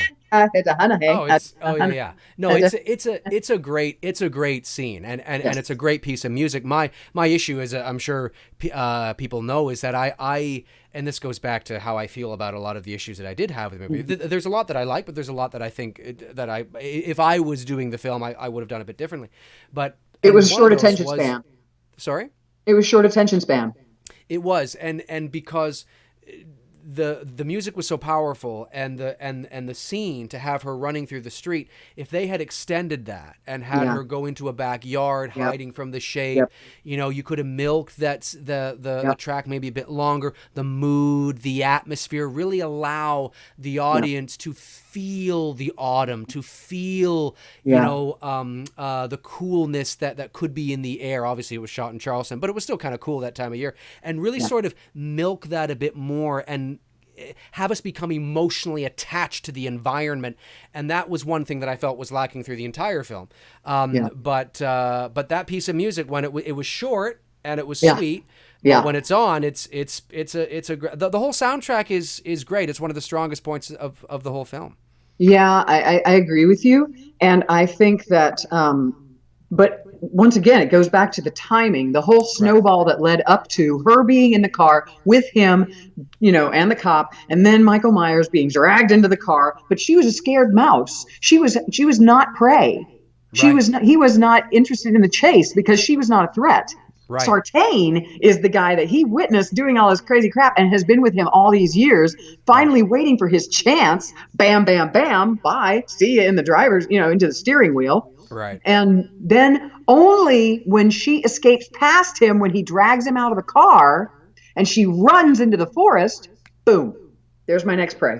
Yes. Yeah. If she wouldn't have run, he might not have gone after her, but then he wouldn't have gotten to the house. Anyway, right.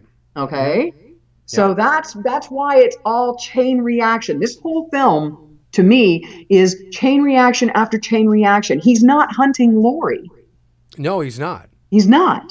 Right. He's going to the next thing. And then when she looks out after he kills dude that comes out, I got peanut butter on my penis, after he goes outside to check. Oh, he thought it was the cops that are coming to check, and maybe they've got Allison. There's his next prey. Boom, garrote, throttle. And then through the broken window, Laurie looks out. Turn the head. There's Laurie. That's my next prey. It's not because, it's Laurie. It's because No, I agree with that. accidentally was seen again. Yep. I That's agree why with he that. came.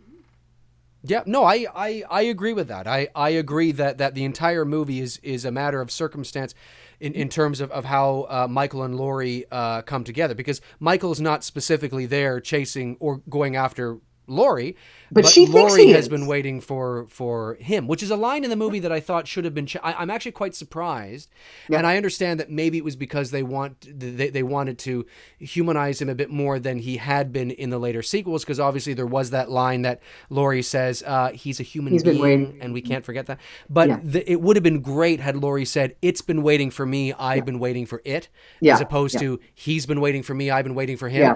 I Although would she have did just say, "I scratched saw the the keys shape." out and put the it's. It's just so much better. She did say, "I saw the shape." In the movie, she said that? Hmm? Okay, I'll She have to said, see it "I again. saw the I shape don't in the recall restaurant." that. Remember? Oh, right. She said, "I saw the shape. I didn't know what to do. I didn't, Yeah. Yes. But Yeah. at the end there, when, the other thing. Yeah, there's a lot of. I mean, I echo your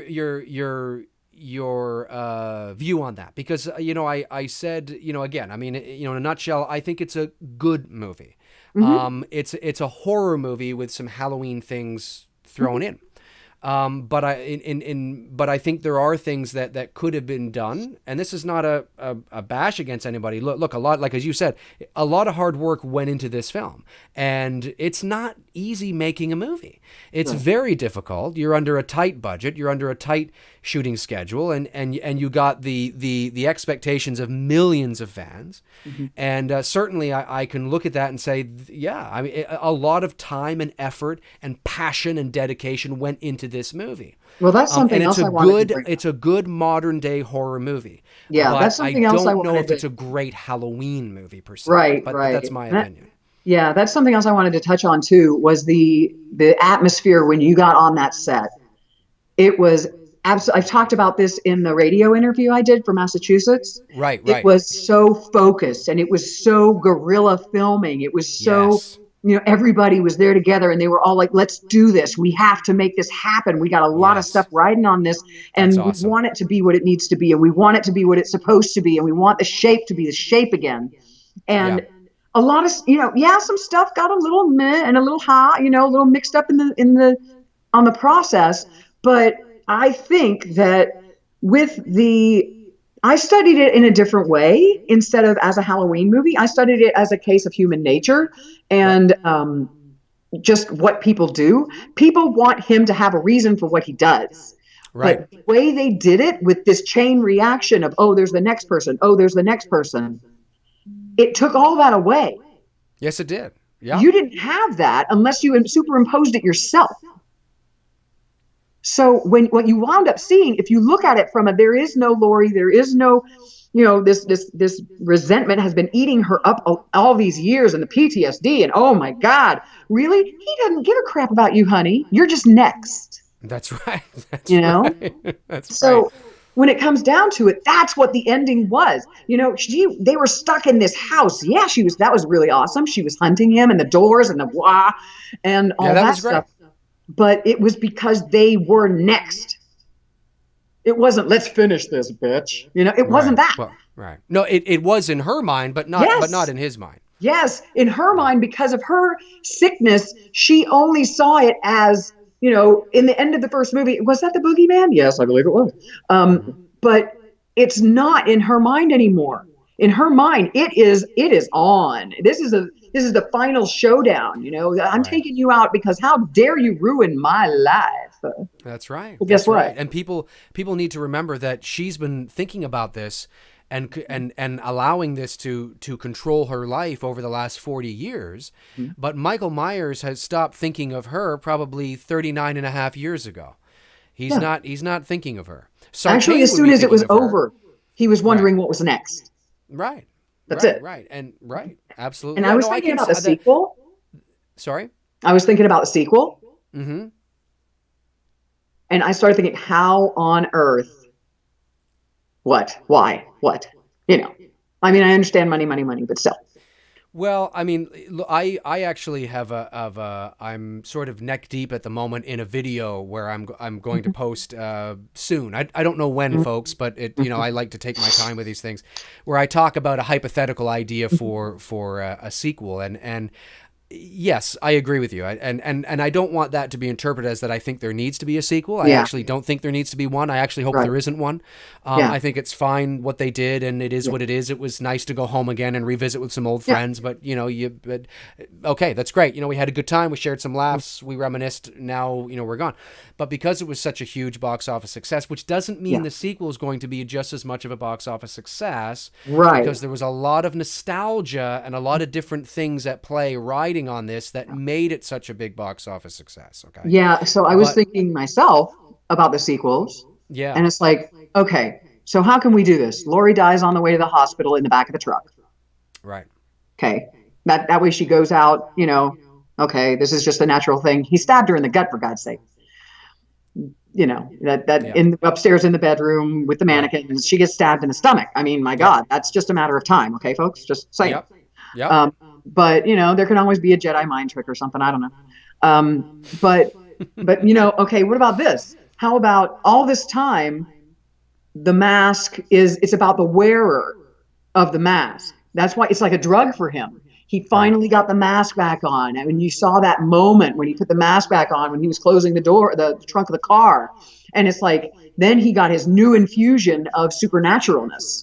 I'm thinking, well, maybe they can go that way. Maybe it's the mask. Maybe the next person that finds it, he dug his way out bloody-handed or whatever from the burning whatever, and he died outside the house maybe, and then whoever touched him, maybe it was a migration thing. Yeah, like in the other Halloween movie. I don't think they'll go that route. I hear what you're saying. I don't think they'll go that route because of how intense the brand of Michael Myers is. Mm-hmm. I think, to be honest with you, and I've said it before and I'll say it again, it's inevitable that the more sequels you do, they will find themselves right back where they started before they did this one. It's inevitable. The character of Michael Myers has a shelf life. Now, that doesn't mean that you can't do one good sequel, but it has to be carefully crafted, because if you're going to make a sequel to this movie is supposed to be about Laurie and Michael coming together. It's the creme de la creme. It's building, and there's this epic conclusion. Well, you're going to ruin that if you do a sequel that takes place a year later and Yeah. Laurie's dead and that, well, what was all this for then? Yeah. So I think your best option, it really, is to you pick up where this one left off. So it's almost like there's more of the, I know it's very 1981 Halloween 2, but by extending the story a bit, you tend to, extend it a bit longer, and then you extend sort of that. So you thought this was the epic conclusion, but it actually wasn't. Now we're moving it over here, and there's this, but that's it. I mean, you might be able to get one good sequel out of it, maybe. Yeah. But I mean, anything beyond that is just ridiculous. You will find yourself exactly where you were 2 years ago. Don't expect that this is the beginning of a new series. And if it is, a warning to Universal and Blumhouse, just a warning. I know this is a business. I understand that. But don't think you're going to be raking in $250 million worldwide with, part 5 and 6. 253,006. Sorry? 253,006. Excuse me, 253,006. But anyway, yeah. So, but I mean, you could still have the iconic Michael Myers, even if it's the passing of the torch to some guy walks up. Just, are you okay, buddy? Are you all right? And then boom, it gets into his body. Now he's the human with the supernatural twist. He puts on the mask. And he becomes the new, younger, that can continue the sequels, however many dang sequels they want to do, Michael Myers. Or they could go anthology with it. And it's copycat killers that want to be Michael Myers. And there's a bunch of them. And then they have to track all these crazy Michael Myerses down. It could be anything. I mean, maybe. Well, they could. Yeah. Yeah, they could. I've said that on my channel before. Sorry, I'm sorry. John Carpenter wanted an anthology anyway. Yes, he did. That's what Halloween 3 was about. The Season of the Witch was his idea. That's correct. Yes, because the story of Michael Myers had a shelf life. It ended with him burning in the fire. He didn't want to direct Halloween 2 because he said, what am I telling the same thing over? Yeah. That's why a sequel to this Halloween of 2018, really should be, if you are going to do it, maybe you should really think about picking it up where this one left off, and maybe we start with them in the truck and they drive to the hospital, and they're at the hospital and the fire at the house is burning down. Is he there? Is he not? And it continues through that night. Laurie, oh my God, she finds out that he actually didn't die, and she escapes from the hospital. So it feels a little more okay. It might feel a little, okay, let's wrap this up. But if you want to start a sequel a year later that deals with Michael Myers, well, where the hell has he been? Did he die? No, he didn't die. Okay, he didn't die, so he's put back into the sanitarium only to escape again? I mean, no, and that's why I thought, there's only so many things you can do. No, he doesn't make it. The torch is not only passed from grandmother to granddaughter, but it's passed from Michael to new Michael. Yeah, well, I mean, it's I hear what you're saying. I don't think they'll do that, and if they do that, what, are they going to let the old guy keep going? I mean, I'm sorry. What, are they going to let the old guy keep going? I mean, dang, he's going to need to walk. Jesus. Yes, they will keep. I think yes, they're going to let the old guy keep going. James Jude Courtney, I think you're probably set for another decade. I actually just talked to him yesterday. Okay, cool. I sent him a Facebook message, and I talked to him, and we talked about some stuff, and he said, yeah, the scene turned out great. I was really happy with the way it looked, and it does look good. We just had a nice little exchange, and it was really great because you don't know when you're going to see your people again. No, you can work on one production together and then not see that person for another 3 films, or maybe a lightning strike when you get to work together next time. Exactly. So exactly. No, I hear you. Well, that's cool. That's right. I love hearing your take on it and your views of Michael and the Shape and how you sort of see the new movie and what you sort of kind of, compartmentalize and think about it. I think it's really, really cool. Do you want to open up the floor to some questions, Marian? Oh, of course. Oh my God. Yes. You want to do that? Yes, Let's do it. Let's open up the floor to some questions. Ladies and gentlemen, the time has come. We want to open things up. Sorry, guys. It took us forever. Sorry. No, yeah. Well, hey, I mean, we can talk. We're talking Halloween. I know. I know. So let's open up the floor to some questions here. If you guys have any questions for Marian, try to keep it Halloween or anything about her career, of course. But of course, whatever. I mean, but don't necessarily Nothing weird. Ask what I did for lunch today. So let's start the questions. You guys can start rolling them on in. Here's one. Here's Ray Speece. Do you think Blumhouse will remake Halloween 3, Marian? If they do something with the Silver Shamrock and the that kind of realm, like maybe it's a big Illuminati kind of thing, or revisit to that. I don't know that that would have as much power as it did the first time. I Okay. think the take on an anthology would be, where do we go from here? But I like your idea, Dave, that it's just other shit that happens on Halloween. This is the next traumatic thing that happened on Halloween, and it maybe how cool would it be if it all happened on the same Halloween as Michael Myers' Halloween, but it's everywhere in the country, and what happened in this state, and what happened in that state, and what happened here and there, and it all just like with this crazy thing that happened in maybe the entire world had a strange thing happen, and the whole world Blumhouse, your went budget bonkers. just went up. The whole world just went bonkers, all That's on the right. same Halloween night. And then you can do it like 24. Right. Yeah. Every That's not a bad. hour is a I've different oft, episode.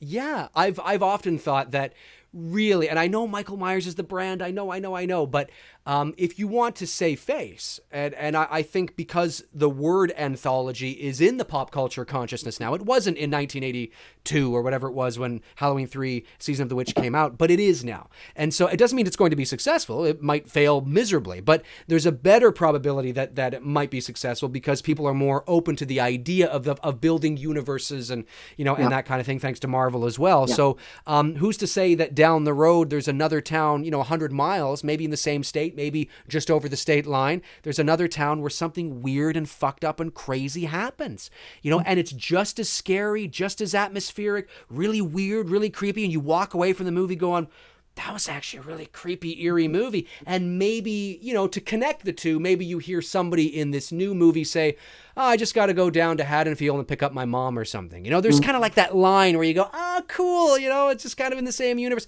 It's an idea, because I think if you run this into the ground with Michael again, you're just going to be right back where you started. Well, how do we know that Michael is the only Michael? What if there's a Michael Myers with the Silver Shamrock? What if everybody that does that becomes the Michael Myers in that city? How about that? Interesting. How about that? See? Because then it could go on forever.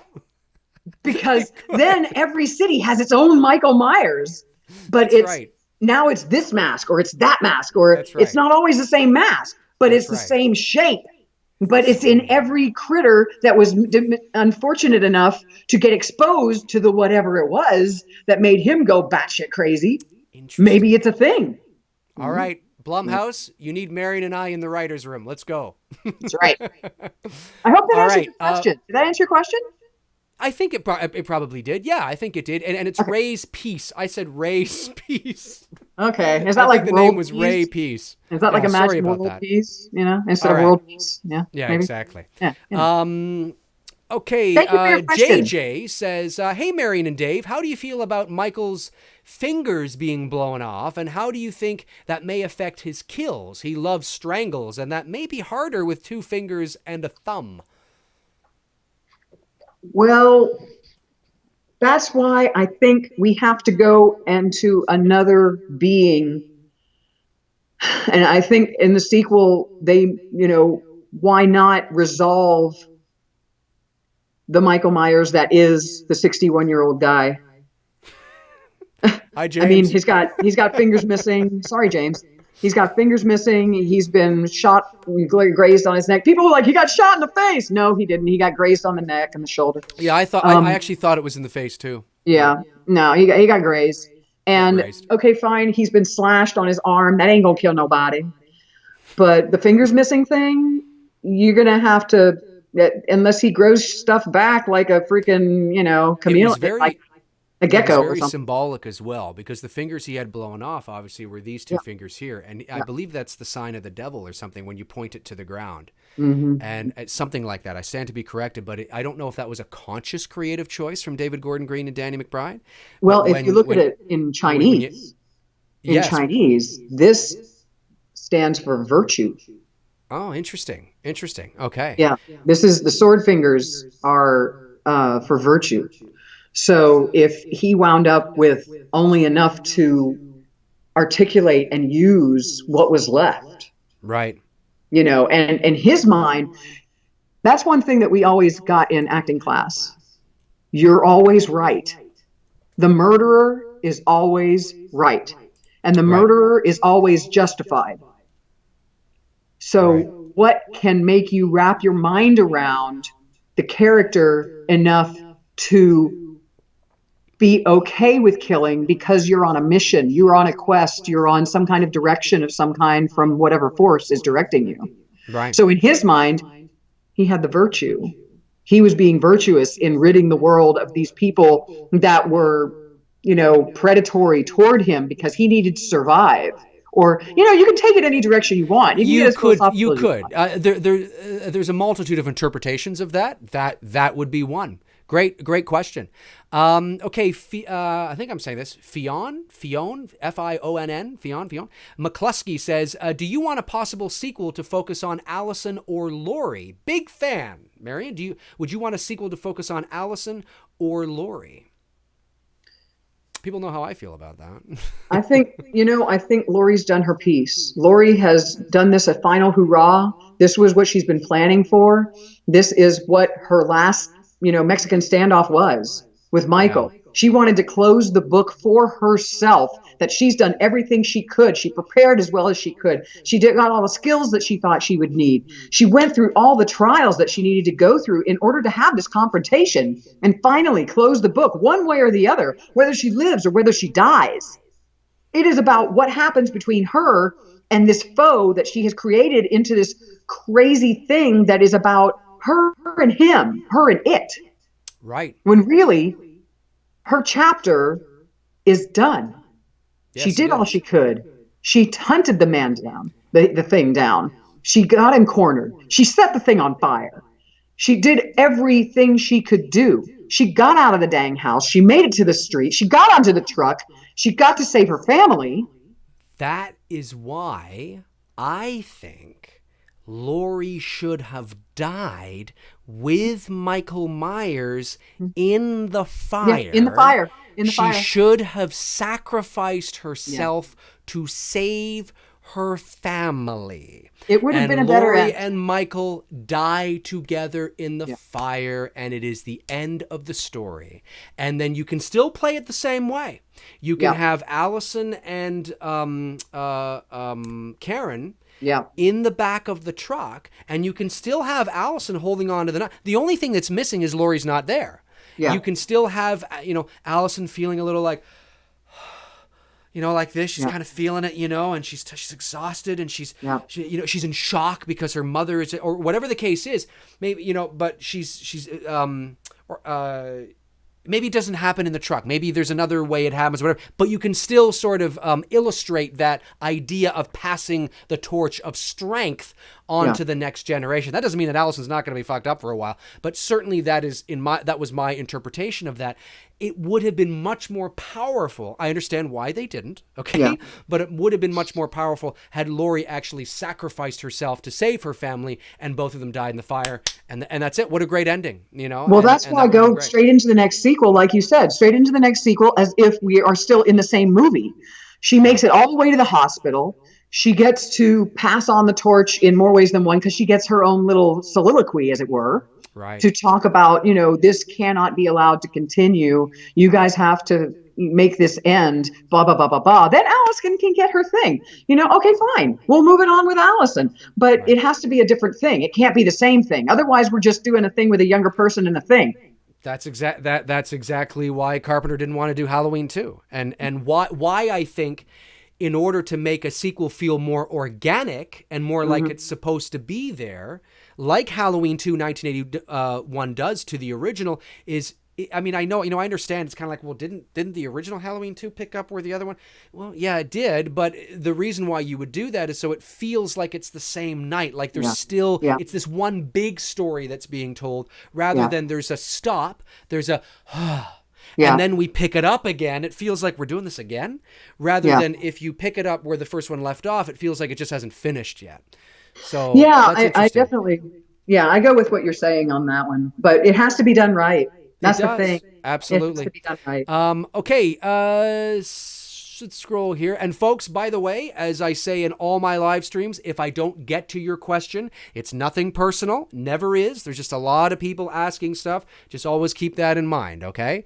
Let's see. I'm looking for a question here. Okay. Mark Warling says, besides her own scene, yours, Marian's favorite scene in the new Halloween movie and why? This is from Mark Warling.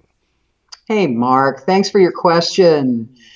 Oh, I think the consensus is the bathroom scene and my scene are the two most intense kills. But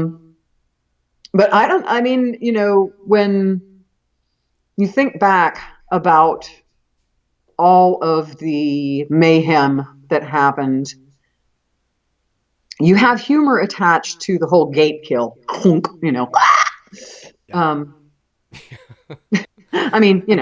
And then with the closet, I think the closet would have been more people's favorite if it wouldn't have been, like you said, the spoiler from the trailer. But as far as, it's a shame. And I was kind of surprised that they put my footage in there because it's like, wait, I'm going to bite it, right? That's not going to go well for me. Yeah. So a lot of everybody usually says, oh man, I wish I wouldn't have seen the trailer because then the kills would have been fresh and they would have been shocking. And so people who haven't seen the trailers, I think, got a better movie experience out of it. Right. Because it wasn't taken from them in the trailers. Yeah. But my favorite kill would probably have to be the bathroom scene was brutal, but we don't know if they died. We know one guy died. We don't know if the guy died. We don't know. The guy. Aaron? Was it Aaron? The other blogger. The male documentary filmmaker guy? Yeah. No, we don't know. He was just kind of sitting there going, yeah. He was oozing out of orifices. Okay, we give you that. Yes, he was. But people have lived through worse. Yes. That's including Michael Myers. So, he did put the mask on. He did, but in a scene that was cut. Yes. In the shower scene. The shower scene. The sexy shower scene. Okay, this is DDD. I was about to say, but just on another note on that shower scene, I'm sorry, but how many dang times is she going to wash that hair? You mean Rhian Reese? Did you see how long she was washing her hair in that scene? She was doing the top, and then she was doing the sides. And then again, she was doing the top, and she's doing the sides. And my God, they must have taken from like 5 different takes of her doing the top, and then the sides, and then the top, and then the sides. And then it was more shampoo-y, and then it was less, and then it was more, and then it was less. And it's like, good Lord, guys, pick the damn take. Yes. That's funny. If I had known about that scene before, because I met her at the she's a sweetheart. Yeah. I met her at the convention and very polite, very nice. And if I had known about that scene, because I didn't know about the scene then, because it hadn't been released. Yeah. So if I had known about it then, I would have asked her about it. But that's fine. I'm gonna have to watch that again and see how many times. Just watch the continuity. You can't make continuity with bubbles, man. You can't. That's great. I love that. Just watch the shampoo on her head. Just watch. Okay. She does the same thing like 5 times. That's awesome. Okay, let's see here. Scrolling down. We got Vegas Courier says, Marian, were there any other ways the producers were thinking of killing you besides getting stabbed through the throat? Because I think I read that somewhere. Once. Vegas Courier is saying. It was longer. There was a cat and mooses. There was a little cat and mooses. But it always ended the same horrible way. But it was longer. There were a few more beats in there. Gotcha. Okay. But no, my end was always sticky. But at one point, I think they were thinking of throwing me through the window. Because they had a sugar window. They had a sugar glass window that they were going to replace each time. And they had fresh backs and arms to the couch to replace after each take. But I think at one point I was destined to go out through the window and A different one was that my head would wind up on my windowsill like a Halloween decoration, and people didn't, you know. So kind of it falls and it rolls like right beside a pumpkin or something like that. Yeah, yeah, that would have been great. You know what would have been cool too is if, because you're so close to the window and you're looking out and you're doing this, like, is everything okay up there? The Yeah, knife comes through you because you're so yeah, close. Although yeah, this might have been, you might have to suspend your disbelief a little bit, but yeah, you're there and the knife comes through your neck and it goes through the window. And the yeah, window just breaks all around you and falls on you. And there's Michael standing in the window, but it's yeah, windowless now. You yeah. know what I mean? That kind of would have been cool. We'll save that for But the 3D. yeah, Ooh. exactly. Oh, yeah. Thank God it wasn't 3D. Okay, Nelson Acosta says, "Hi, Marian. Is there one thing you wanted to see in the film that maybe didn't make the cut, or something you would have done differently? I love the film, by the way." That's Nelson Acosta. So glad you liked it, Nelson. I think the one thing that maybe they could have added or changed would be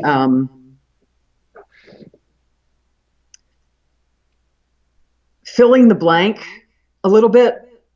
There were some places where connection was like, oh, we're here. Oh, that's why I say short attention span, Hmm. because David Gordon Green is very energetic. That Right. whole crew was very energetic. And you could see frenetic um, expectation. And it's like, no, we need this to happen because then that can happen and they'll do this and they'll do that. But it's like, but what, how did that get there? And how did that get there? Right. So I don't know, maybe more connecting the dots, Sure. because even if it was like, now this is weird, but go with me on Okay. this. This, the multi-screen thing, so that you can see everything happening at once and how it really happened. In the movie, you mean? And then, instead of getting, just the stream of consciousness from camera, Oh, yeah, yeah, it yeah. would be this is happening while that's happening, while that's happening, while that's happening, and then boom. And then here we are in this part of the world. Right.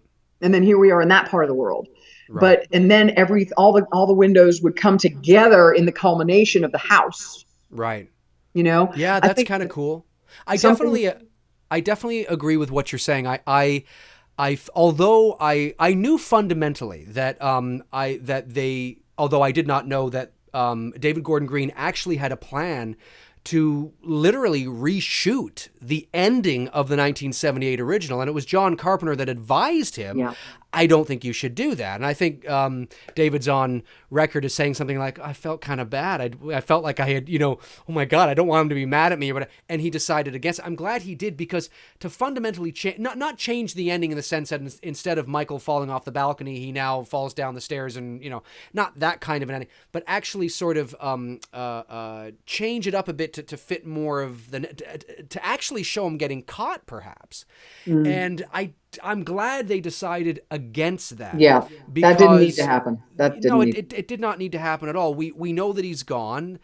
Although I will say that I understand that it was never explained how he was captured. It was left up to the imagination. And although I am a huge proponent of the theater of the mind and not necessarily filling in blanks that don't need filling in, maybe a little more something, just a little more something you could have given the audience to kind of paint a picture with would have been nice. Maybe something as he was caught in an alley around the corner or something to that effect. Perhaps you don't need it, but I do understand some people's kind of, well, what happened? So they look over, he's gone, and what? Like, where was he captured? Was it? I don't understand what's going on. So I do understand that there is a bit of that rubbed people the wrong way a bit. Some people feel a little kind of like, well, they're not brother and sister anymore, and we have this, which could be perceived as a throwaway line, that it's just like, no, that's just something people made up. Yeah. And now we're on to the next thing. It's kind of like, okay, I guess it's something people made up, but how did that, like, where does that come from? Where is it? It might have been nice, instead of having Allison's friend say that, or Allison say that, sorry, maybe Laurie says that to the documentary or the podcasters that come to see her. Maybe they ask her a question about the brother thing and she takes a moment and kind of explains that. There's a couple different ways I think they could have done it, which would have made it feel a little more fulfilling maybe for the fans. So I do agree with what you're saying there. I think it's human nature to want to know what happened. Sure. What happened? What happened Yeah. next? Why? What? Yeah. That's just normal human stuff, and that's why people either love a movie or don't like a movie. It's Very because true. of what it does for them as humans. And so I'm not asking for lead us through it by holding our hand, but I Exactly. think that the movie could have been a much richer viewing experience Yes. by drawing certain scenes out more, like you were talking about earlier, Yes. and filling in some of the blanks as to meanwhile back at the ranch, that kind of thing. Right. Right. Instead Right. of, And oh, wait, that felt like, why are we, here? right. One of those things that I said in my review was instead of having the podcasters go to Yeah, Judith's gravesite, sorry, yeah, because there's no real reason for anybody to be at her gravesite. Because in this new timeline, Judith is actually not Laurie Strode's sister. So there's right. no connection there. So instead of having them go to her site, have the podcasters go there, it might have been more powerful for the fans and for Laurie's character if Laurie had gone to the gravesite of her slain friends, Bob, Linda, and Annie, from the original movie. Mm-hmm. And maybe she has a moment there because it's Halloween and it's Halloween time, and she goes there to sort of maybe have a moment. As Laurie is leaving the cemetery, the camera could always follow her leaving, and as she walks out of frame, maybe you see in the distance behind another tombstone, it's very clear that, oh, Judith's gravesite is over there, and that's kind of a cool little Easter egg for the fans. Yeah, It's not wrong either way, but I mhm. think it could have been a nice character moment for Laurie to have visited maybe Annie's at least or something like that. Yeah, but I I get the probably would have done it reason. that way. They're filling in the blanks about Michael and how Yep. could he kill his sister. Right. So, yeah, they're going to go to Oh yeah, her it's not wrong. gravesite. Yeah. Right. They're going to go to her gravesite just to fill in the blanks so that they can, Right. this is where his whole attack ends, her in the Right. ground, whatever. Yep. But yeah, I really do think that it would have been kind of cool to add to her sickness, to go to the places where everybody that she knows died. Right. That would have really added to this is It would why have. she is what she is now. Yeah. She had to witness this. She had to see this. Her friends died. Right. Her life fell apart. Her Right. future is gone because of these circumstances and this event. So, Absolutely. of course, she's going to revisit Right. everything that contributed to her downfall or her spiral or whatever you Right. want to call it. Yeah. That's more Yeah. human stuff. Yeah, absolutely. Yep. Secular Unity says, what's your favorite sequel in the franchise apart from Halloween 2018, if that's your favorite? And what are your thoughts on the previous timelines in the franchise? This is from Secular. Secular? Yeah, Secular Unity. Secular Unity. I like that name. Um, I think that what they did they had good intentions for all of them. I understand why they did the twists that they did, and then the thorn thing was interesting. Okay, let's throw Travis Tritt in there with his boots. Okay, fine. Travis Tritt. But I mean, to have, Oh, man. I think it's more of trying to give him a motive, but to Oh, go of to course. the Yeah. if they would have done the hospital better and not had these long drawn out sections, we don't know where he is in the hospital. We don't know where she is in the hospital. We don't That's know right. why is this a threat? He could wander around there forever, and it's like, oh wow, okay. Right. But the whole thing of if they were linked in that way, brother and sister, for him to want to clear the bloodline so that he could get rid of his curse, they could have done that a little differently and made it fly, I think. But the way that they did it was unfortunate, and it really didn't give them anywhere to go. I mean, I've heard again and again they wrote themselves into a corner. But to follow, if you're gonna stick with this whole sibling thing, and his real motivation is he's haunted by this addiction-like being that's inside of him that drives him to kill to feed the beast.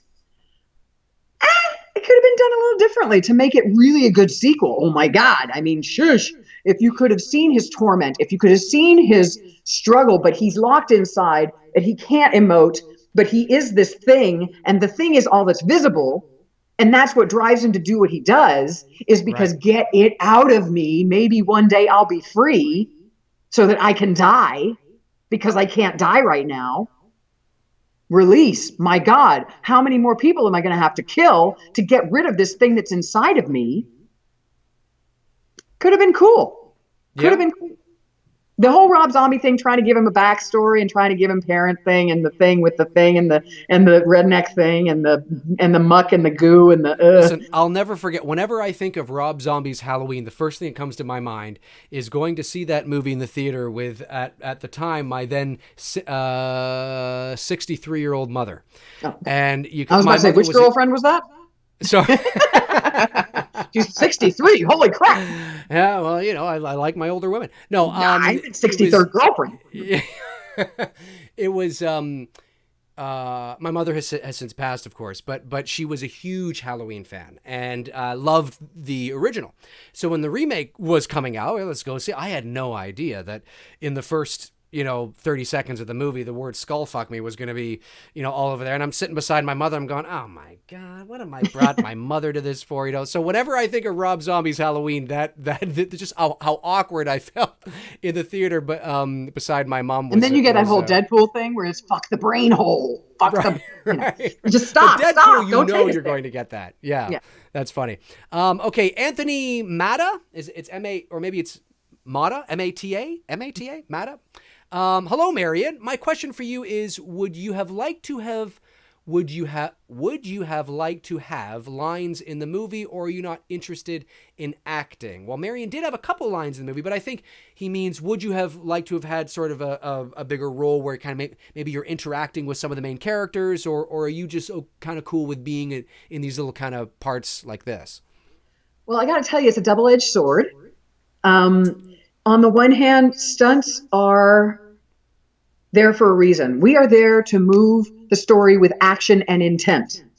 We are there to fill in the bits and pieces that create adrenaline and drive. So the stunt side of me wants to just prove that narrative. Give that piece that needs to be given, which is what we do. We bring the action to the industry. Right. What would your movies be without the action sequences? It's very true. Yeah. So, and that's why I really think it's about time for us to be in the Oscars. What do you think? Yeah. Stand up for stunts. Hashtag stand up for stunts. Oh, absolutely. A stunt coordinating category, stunt performing. Yeah, I'd be down for that. Hey, listen, I'd support that over most popular film. Yeah, and I mean, come on, But Jack Gill has been fighting for that for 30 years. He's been fighting, and we don't even want to be on screen. We want a ballroom somewhere where we get a nod by the industry, for the industry, in what we do and in what we stand for. We don't, the doubles, nobody can tell what scenes they're in except, it must be a stunt double because that's very dangerous and you wouldn't want to put your star in danger. Sure. But do we go looking for, I was the stunt double. No, we want to make the movie what it is and why it is a success as an action movie. We're not going to be there to wave the flag and make ourselves, yay! That's not what we're there for. That's right. The stunt industry is there to fill the niche that needs to be filled to make a movie whole. To make a movie make you want to pump your fist in the air, to make you want to say, yeah, rock on. Oh my God, that was so awesome. That's what we're there for. Yeah. Yeah. But sorry. Sorry. No, we're back now. We're back. I digress. I got on my soapbox. I'm sorry. No, that's all right. But I also went to acting school. I have been through acting courses in everything from creature movement, character development, improv, auditioning, Meisner method. I've been through all of that. I've done that. Cool. And I love to act. Right now, the stunts are everything for me. I love to act, however. And I did have dialogue in the film. That's my golden sides that I clung to with every bit of my being. Yes. Do you still have those sides? They collect them. Yeah. Okay. I bet they did. Yeah. Yeah, they did. They kind of did. Yeah, pretty much. Yeah. Yeah. I can understand that. Yeah. Very cool. Yeah. Okay. So let's see here. Let's get a couple here. Jordan Stevenson says, "Hi, Marian. Did you get to hang out with John Carpenter, Jamie Lee Curtis, or Nick Castle?" The night that I was filming, Jamie they weren't doing the double driving through town. They weren't doing her driving scenes. Okay. And I spent the night with James Jude Courtney, David Gordon Green, the whole team behind the camera. Right. And Then I had dinner, lunch, whatever. It was midnight. I don't know. With the child stars, with the Okay. teenage stars, Right. and they were amazing. But no Jamie Lee Curtis. She wasn't working the same night, and Nick Castle was hanging out, but he was not interfacing with people. And John Carpenter was also an advisory role. But it was when you go there, you I was in my house that I was going to die in. Yep.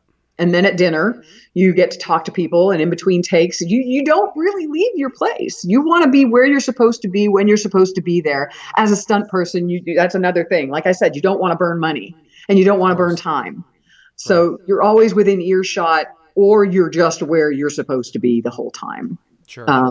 Unless they tell you we have to stage this, we have to rebuild this, we got to get this whole thing where it needs to be for the next take. So we need you to leave, and we'll bring you back, go to your trailer, whatever.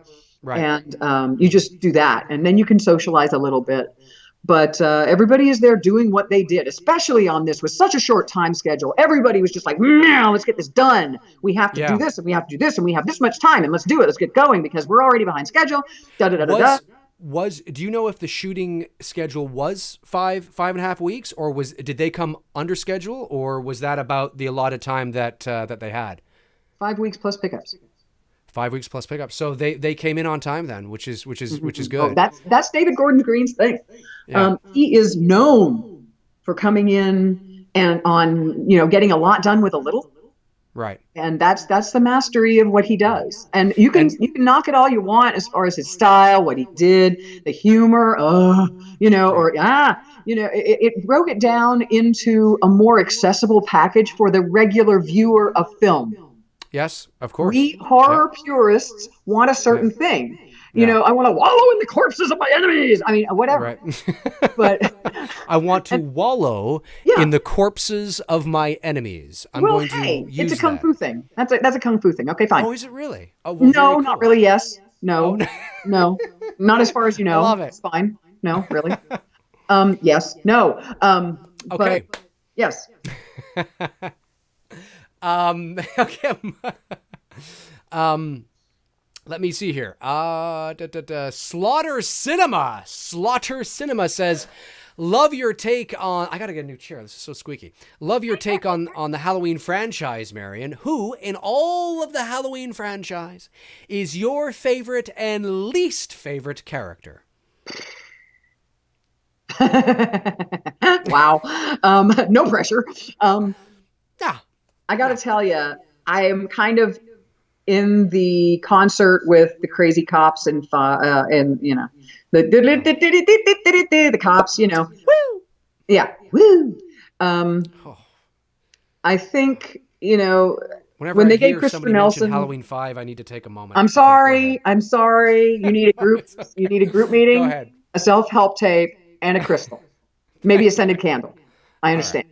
I'll give you that time. All right. Okay. Sounds good. Discuss. But yeah, I thought that people don't like the cops because it was a throwback to the do do do do do in but that was Christopher Nelson. Come on, I mean, give him his thing. I never actually. I'll be honest with you.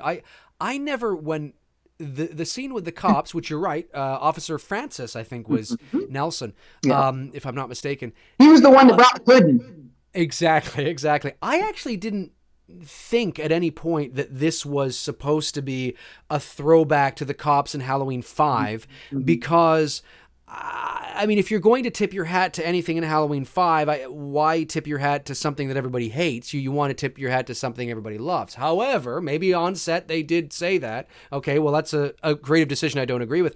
However, it didn't play out that way to me. It just played out a little too long for me. The humor, like I've said, the humor like in that scene was genuinely funny. Yeah. I just felt that it was like, okay, I get it. Okay, like it just kind of, it was borderlining for me Friday the 13th cops, and it was kind of like, that was a little too long. But I actually never thought of the cops from 5 in that scene, like the scene where they're in the car and they're exchanging their food. That didn't actually cross my mind. So no, I just thought it went on too long. It was just male bonding, two Yep. people that are bored sitting in a car for the 90th hour. What do you Yep. talk about? And Yep.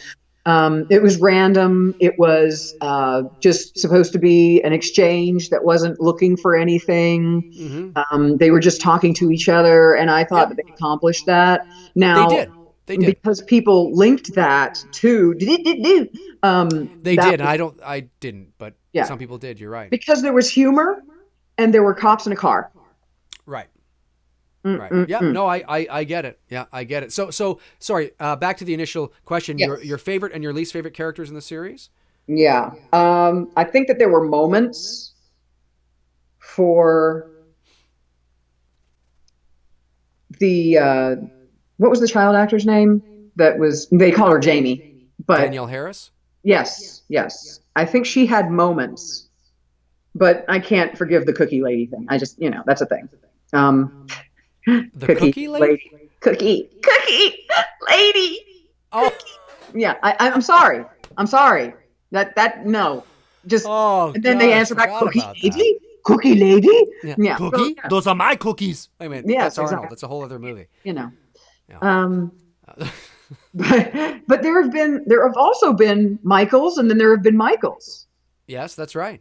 This is a very multi-layered question. It is. It is. Actually, it really Yep. is, because Michael Myers is a favorite character, but which one? Of course, the Right. original Michael Myers, Yeah.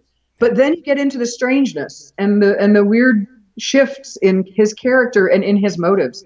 And Right. I don't know. I mean, I think I've got to say that, of course, it's a cop out to say Michael Myers is my favorite character, but the character that he was and not that he has been portrayed as being. Right. And there are a lot of unlikable characters for There me are. because they seemed unnecessary. They were filler. Yes. There are a lot of filler characters in name a sequel.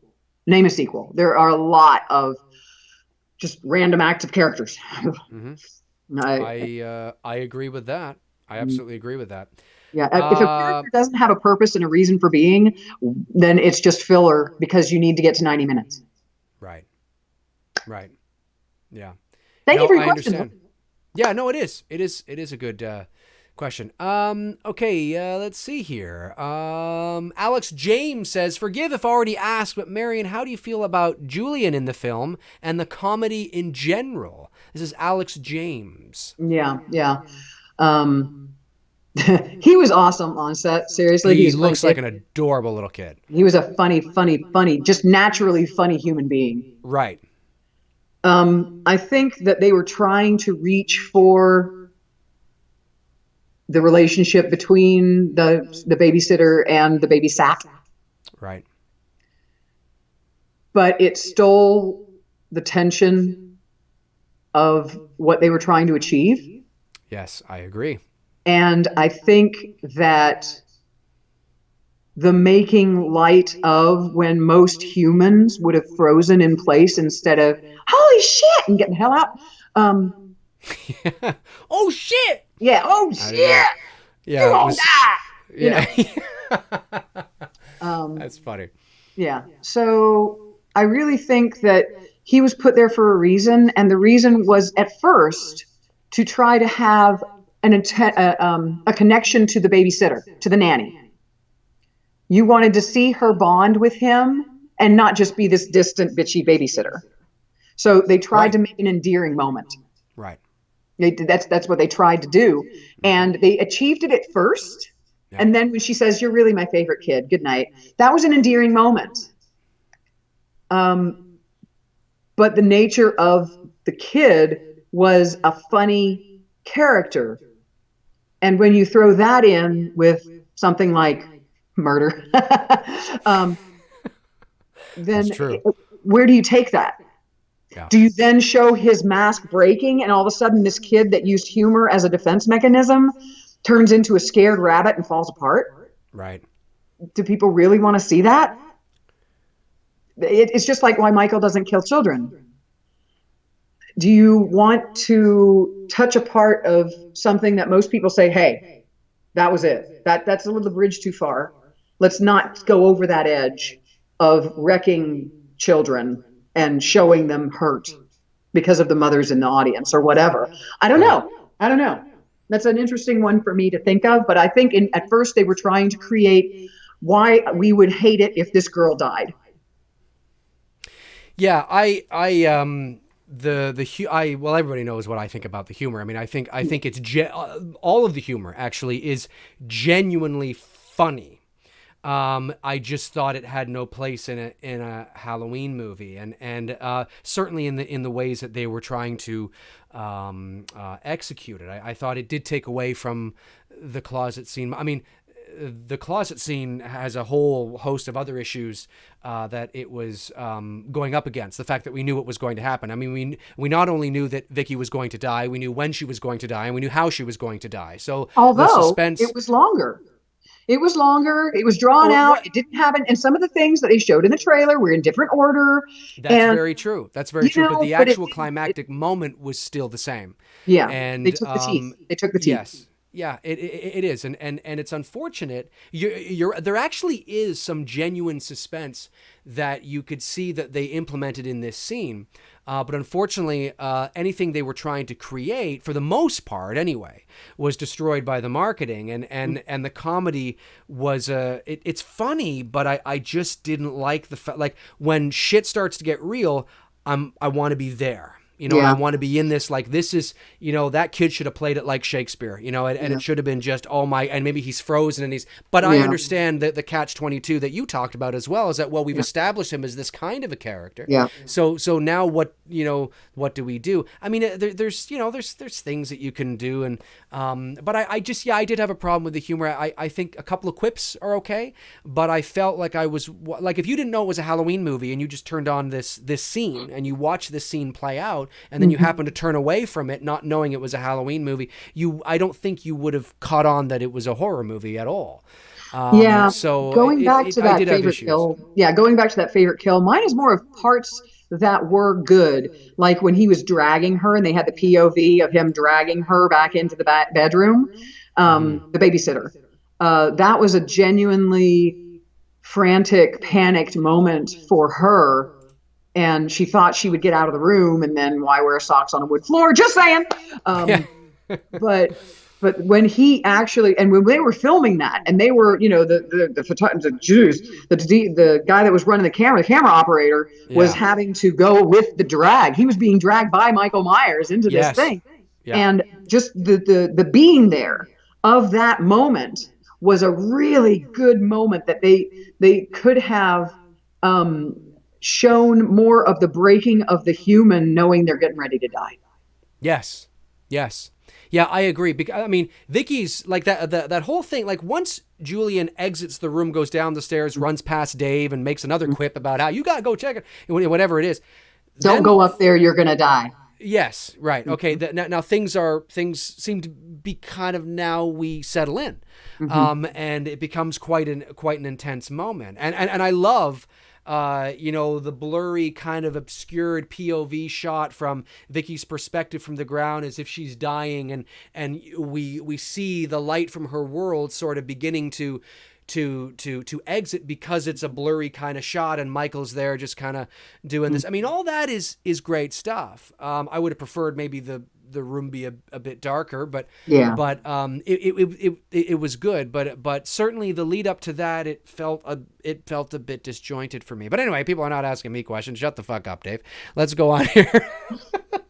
Let's go on to the next question. Yeah, Dave, we know that. Okay, shut up. We've heard you okay. talk, man. Yeah, exactly. Shut up, McRae. Shut your face. All right. Let's see here. Let me see here. Scrolling up. I think he's. So let me scroll up here. There's a lot I've missed here. Yes. I don't want to miss anybody. No. Okay. Well, here we. Oh, this is a super chat. This is nice. I just recently enabled super chat, so this is all kind of new to me. Do I need to put on a cape? Sorry. Should I put on a cape? Yes. Super if you have chat. a cape. No, Yeah. Put on a cape. Yeah.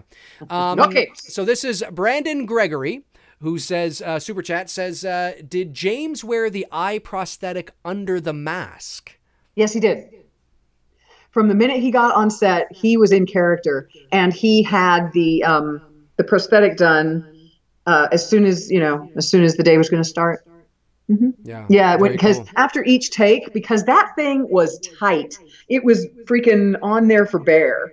Yeah. So when they took it off of him in between takes, you had to look at that every, in between times, Yes. and as you're talking to him about what's my motivation. Um, Right. but yeah, he had it on under the mask. Mm-hmm. Yeah, yeah, and I of course I can't speak for James or the crew that obviously put it all together, but I would imagine that for me, if I was in James' position, which obviously I wouldn't be because I'm not 6'3", but if I was, I would really I'd want to like, as long as it wasn't ridiculously uncomfortable and and it was affecting my sight or my performance. I'd want that there because it allows me to, I'm playing this, I have this eye, that is hurt, that is a bit obscure, and it helps me to get into this level of Michael Myers. I'm not Michael Myers. I am 2018 Michael, and this has happened to me.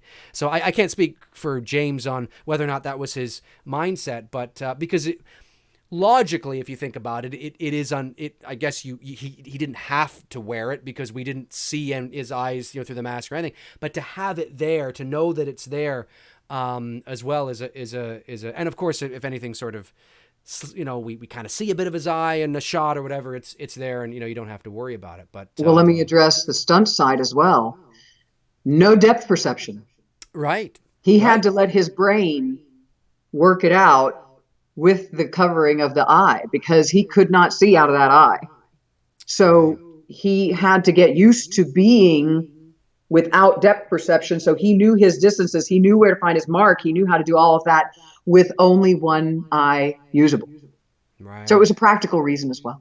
Yeah, that's true. Yeah, well, exactly. Well, yeah, and kind of tails on what I said about how it really helps him establish that time that he's in as Michael.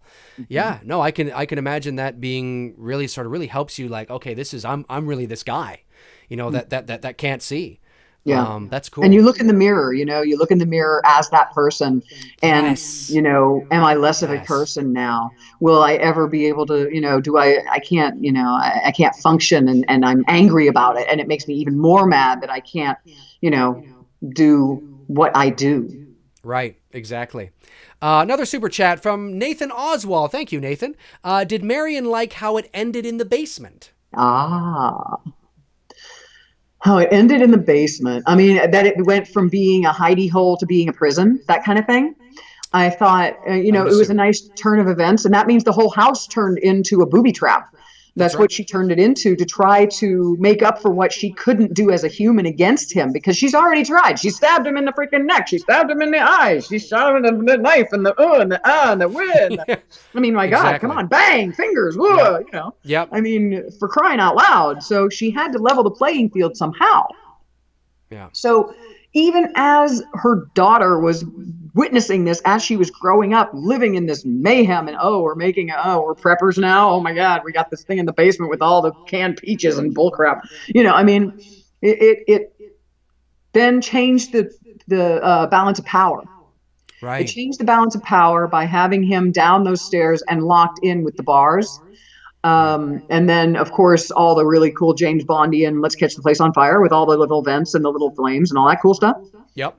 Um, she used what she had to use to make what she needed to happen, which was her brain. It's all you got, and you're going against this senseless thing that does what it does. And no matter what you do, you can't reason with it. You can't bargain with it. You can't, this is your ass and it is going to be gone as soon as he gets his hand on you. That's it. Right. So what can you use? You use what Right. you have at your disposal. It's just like martial arts. Control your environment, use the tools you have at hand, and create whatever you need to as an environment to give yourself the upper hand. Exactly. So Yeah. wait, but the thing is, it's a basement and it's attached to a wooden house and wood burns. And when it gets to a certain point and it's not that far along, you can break through that crap. You can get out of that. And that's, I think that's one thing that, yeah, she did her best to make that place pretty solid. But Yeah. also think about the fact she left all her dang firearms down in the basement. I Yes, mean, she what, he did. doesn't know how to use a Yeah, gun? that's Okay, right. bang, That's I'm right. out. Yay. Yeah, We're going to she screw this did. And little there's tap. also yeah, and there's also that little sort of, there's that little sort of trap door or exit as well that Michael may or may not have escaped out of. Yeah. So I don't know. We'll see what happens. ACDC 113089 says, "Hi, Marian. Did you have any free time to explore the city of Charleston? I visited all the Halloween filming locations and got pics of the window where you died. You were superb, even in death." No, yeah. We actually went to this really cool little place and had sushi after each day. It was kind of became our little tradition Sure. to go and have sushi afterward. And they were great. It's one of those places where the food's really good, but they really don't come. They don't really interface with you very much. It's like, yeah, we'd like a table for three or whatever. And it's like, yeah, Right. and then okay, we'd like to order this. Right. And okay, but the food's really, really good. So you have to give it a good rating. I mean, what are you going to do? Say, well, I know we go there for food, but man, it's kind of like the soup Nazi when you get in the place, Of Okay. course. Yeah, yeah, yeah. But yeah, we went, there really wasn't much time because rehearsals and then filming and all that stuff. But we did go for sushi and walk around a little bit, and it was really beautiful. I mean, I was really hoping that it wouldn't get hit by the hurricane Oh, and yeah, yeah. the snows and crazy crap and stuff. So yeah. Yeah. Very cool. Very cool. Yeah, I've never been to Carolina, so obviously I've never been to Charleston, but I know a few people that have been through there and say Yeah. it's a beautiful part of the country Oh, it for is. sure. The Blue Ridge Mountains are definitely something to be seen. Yeah. Okay. Let's see here. We have David Johnson says, I don't know if you would know this or not, but he says, "Who did the Foley?" Ah, yes. One of the most important parts in the movie, actually. As 100%. we can tell from the horrible sounds with the hammer. Mm-hmm. Yeah. Yeah. No, it's on IMDb. Okay. I should have done a little bit of research and gotten the list, but they did a stellar job. They really did. All the squishy, squidgy bits that you really hope to never hear in your lifetime. Uh, that's part of, yeah. I always lovingly call that stirring mac and cheese. Oh, yeah. Hey, you know what? That's good. That's good. If anybody out there is a little queasy, just think of it as stirring mac and cheese. I like that. Stirring mac and cheese. That's it. Or as we call it up here in Canada, craft dinner. Oh, Because craft dinner. yes, Kraft is the brand name of the mac and cheese. So we It's don't. very I mean, true. yes. It's very So we just true. say Kraft dinner for But it's that some whole reason. weird orange powdery stuff that's not really cheese. So then what do you That's really right. call it? That's right. So craft dinner makes sense. Yes, it is orangey powdery stuff. Yeah, it is. It's. I had a lot of that when I was in college, boy. Yeah, yeah. I mean, it'd be different if it was the stuff that's on Cheetos and you get it on your fingers and then and then it never goes away and you got red fingers for the Right. rest of your life. Right. And you can just put it on three and go, James Jude Courtney. No. That's right. Okay, let's see here. Zombie Style Super Chat. Thank you, Zombie Style. Was it creepy waiting for the shape to come up behind you and act out the scene with you? Yeah. It kind of was because I couldn't go with the reflection in the window. I couldn't go by footsteps really. I could tell until he got onto the rug. But once he hit the rug, I couldn't hear a thing. Right. Because the floors were really well constructed, no creaks.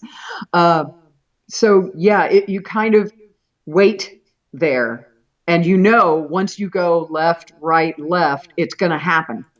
Right. Each take, you just have to rely on the timing that you did in rehearsal. But every time it happens, and I think that's why the look on my face I kind of used that as fuel because it was new. You have to make it new every time because you don't know which take they're going to keep. That's right. So Yeah, it's. there has to be. I get that. Yeah, there has to be some nuance or some sincerity or some kind of authenticity that comes with each take you do. Right. And it made it easier to put myself in the headspace of the bottom's going to drop out of the universe any minute. My whole world is going to drop out any second. I like that. Yeah. I like And that. then That's just really know cool. you're going to die Right. I and like fight that. it Like every you step of really the way got, if you like you really can. went there. Mm-hmm. Yeah. That's really cool. Yeah. Thanks. Well, gee, that was Oh, I was just gonna say that was uplifting. yeah. Okay. That cast rather a shadow of gloom over the evening, didn't it? That's right. Okay, let me scroll back here. The Film Addict says, "What is your favorite scene from Halloween 3? Are you a fan of Halloween 3 Season of the Witch?" I liked what they tried to do with it. And I appreciated the fact that they wanted to do an anthology because going after 2, it didn't make sense to continue Michael Myers. But I think that the way with the technology they had at the time and the vehicles at their disposal, I could appreciate what they were trying to do. And I thought it was a step in a direction that John Carpenter wanted. And that's all that really matters.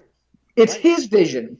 It's what he wants. He didn't want to do 2. He wanted to go straight to 3, I think. He would have done Season of the Witch in the second movie. Oh, yeah, he probably would Yeah, have. Yes, I think yes, so. yeah, he would have. He told his story. It was a Twilight Zone single episode thing. Yeah, So yeah, after because that, he wanted to tell his story. He wanted to be original. He wanted to not beat a dying horse, even though the horse was nowhere near dying in everybody else's mind because they loved the movie. right, right, But a creator creates, a writer writes. right. And when you take that power away and make it because it's what they want, then it kind of steals your thunder and you do it over a 6-pack, which is kind of what he did. Right. He didn't, but Season of the Witch was an interesting concept.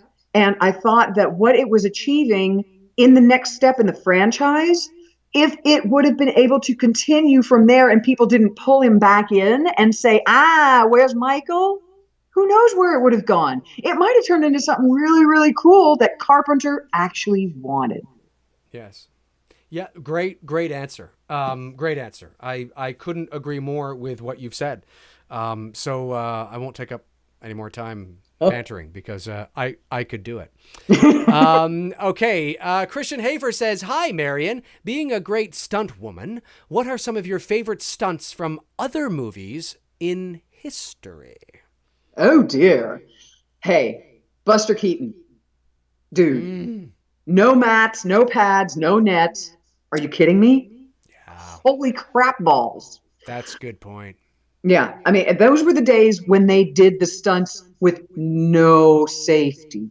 They put their lives on the line for It's like this. goaltenders in hockey not wearing masks. Yeah, I don't think I want stuff flying at my face. No, wait, stop. We are gonna go there.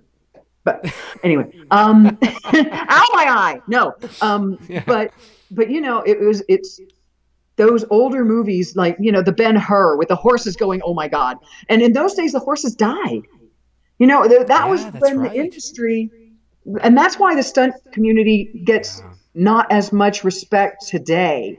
Not because they don't take the risks, but because they are associated with the cowboys of old who were insane and just threw themselves at it.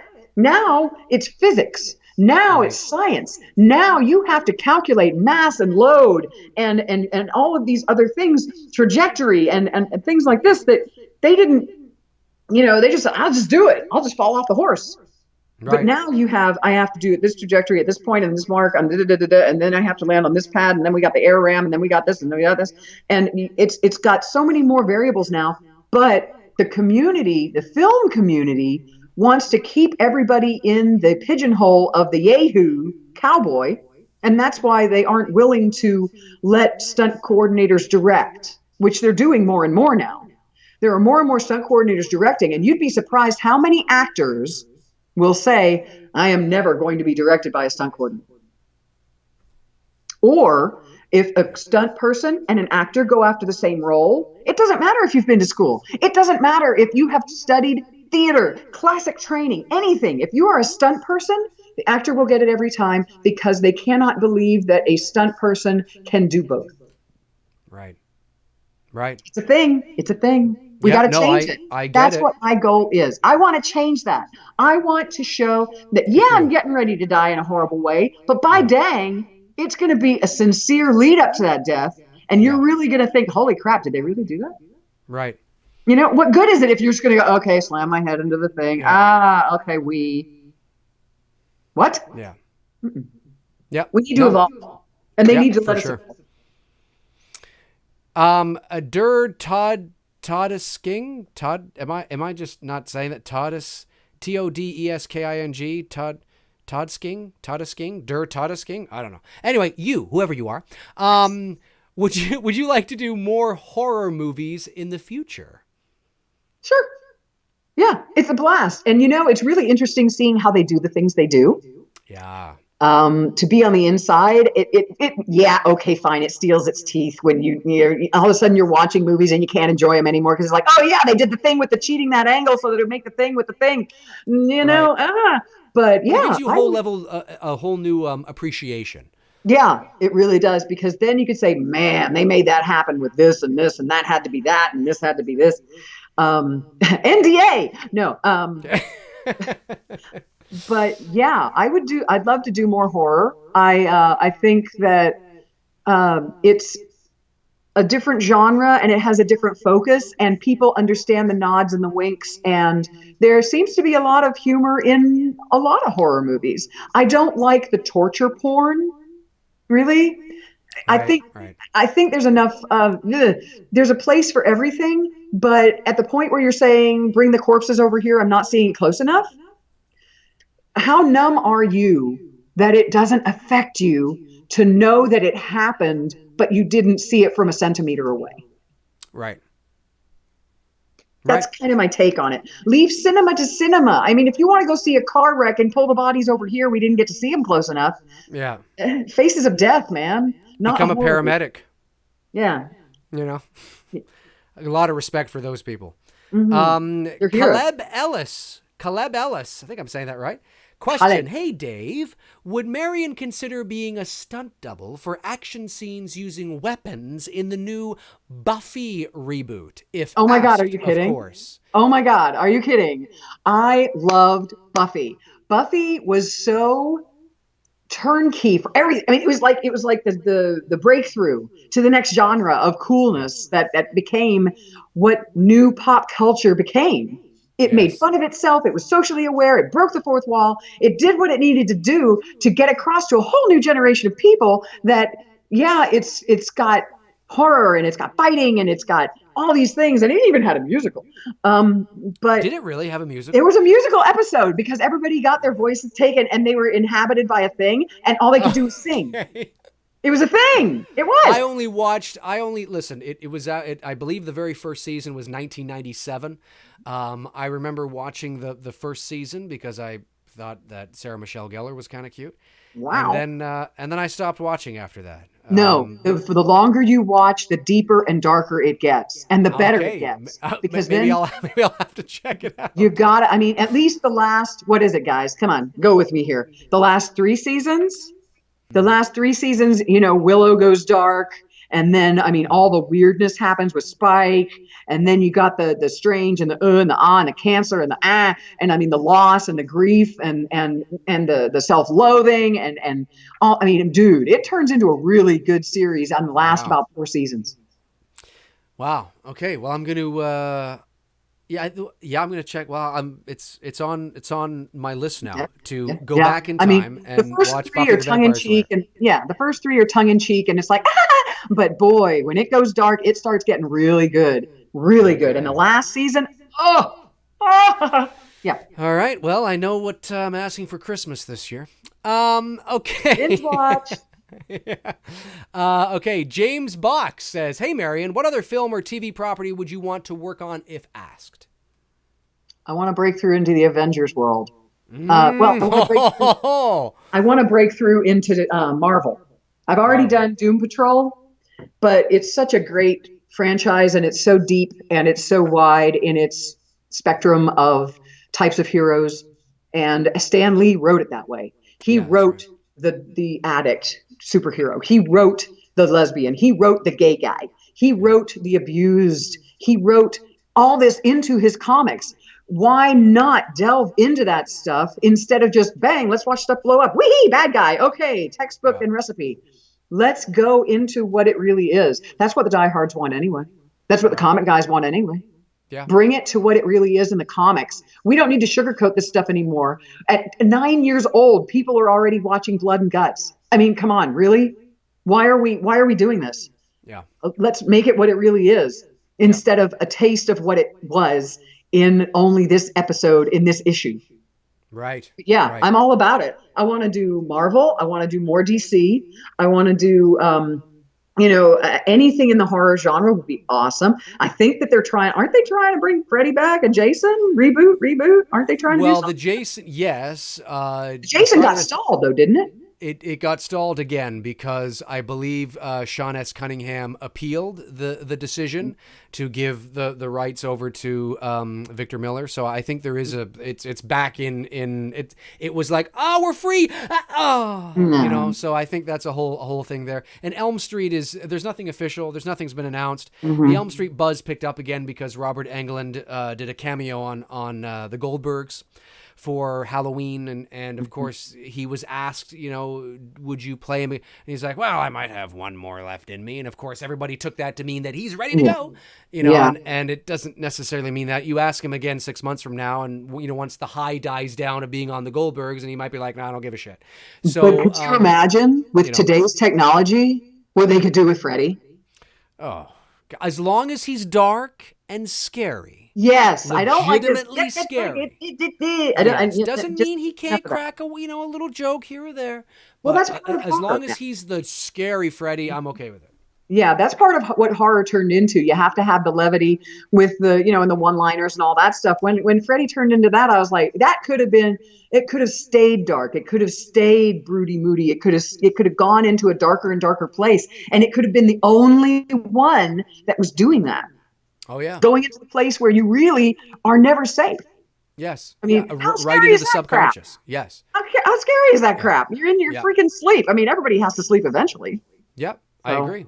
That's why the first two Elm Streets are my favorite. Not because Elm Street 2 is necessarily, it's nowhere near as good as the original. It's actually far inferior from a narrative perspective. But Freddy, Robert Englund just kills it in that movie. And he's so frightening and just, it's so awesome. Okay. Kevin Morris says, Marian, how did they film your death scene? It looks so real. Well, we kind of talked about that, Kevin, earlier in the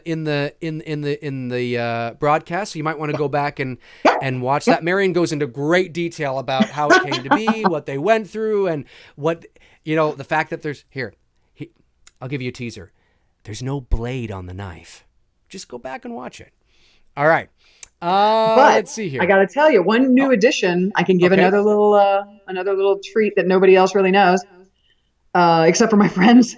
Let me put it this way: I had hands full of hair coming out the next day. Wow! I filled your the sink. hair is I filled the 3 feet sink. long. Yeah, I filled the sink. You used to be 6 feet long. Yeah. Now it's 3 feet long. Right? Okay. Freaking Rapunzel, dude! What? Right. No. Yeah, but I had hands full of hair coming out the next day. That's awesome. Okay, they always say, Peter Jackson says, pain is temporary, film is forever. I love that. I love that. That's a good saying. I like that. Okay, we'll go for about another 10 minutes here. We'll go to 10:30. That makes the stream 3 hours. And that's a nice sort of tight, I know, we're going for 3 hours. It's just flown by here.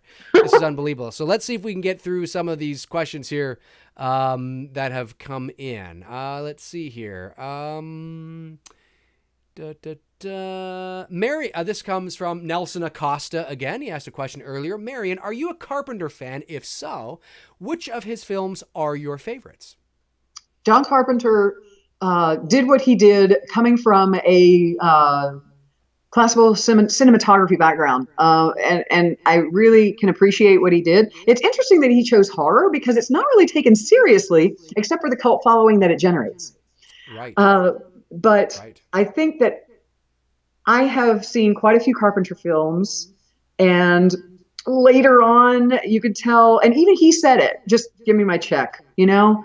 Um, but earlier on, I think his use of imagery, symbolism, light and dark, all of these things made each of his projects. I know it's a cop out, but if you watch the films from more of a composition standpoint, there is something in each one that brings that Carpenter vibe that only he can do so well. So, yeah, it might be a film to watch, but look at the other side of it, not just the plot, not just whatever, but look at what he did with it.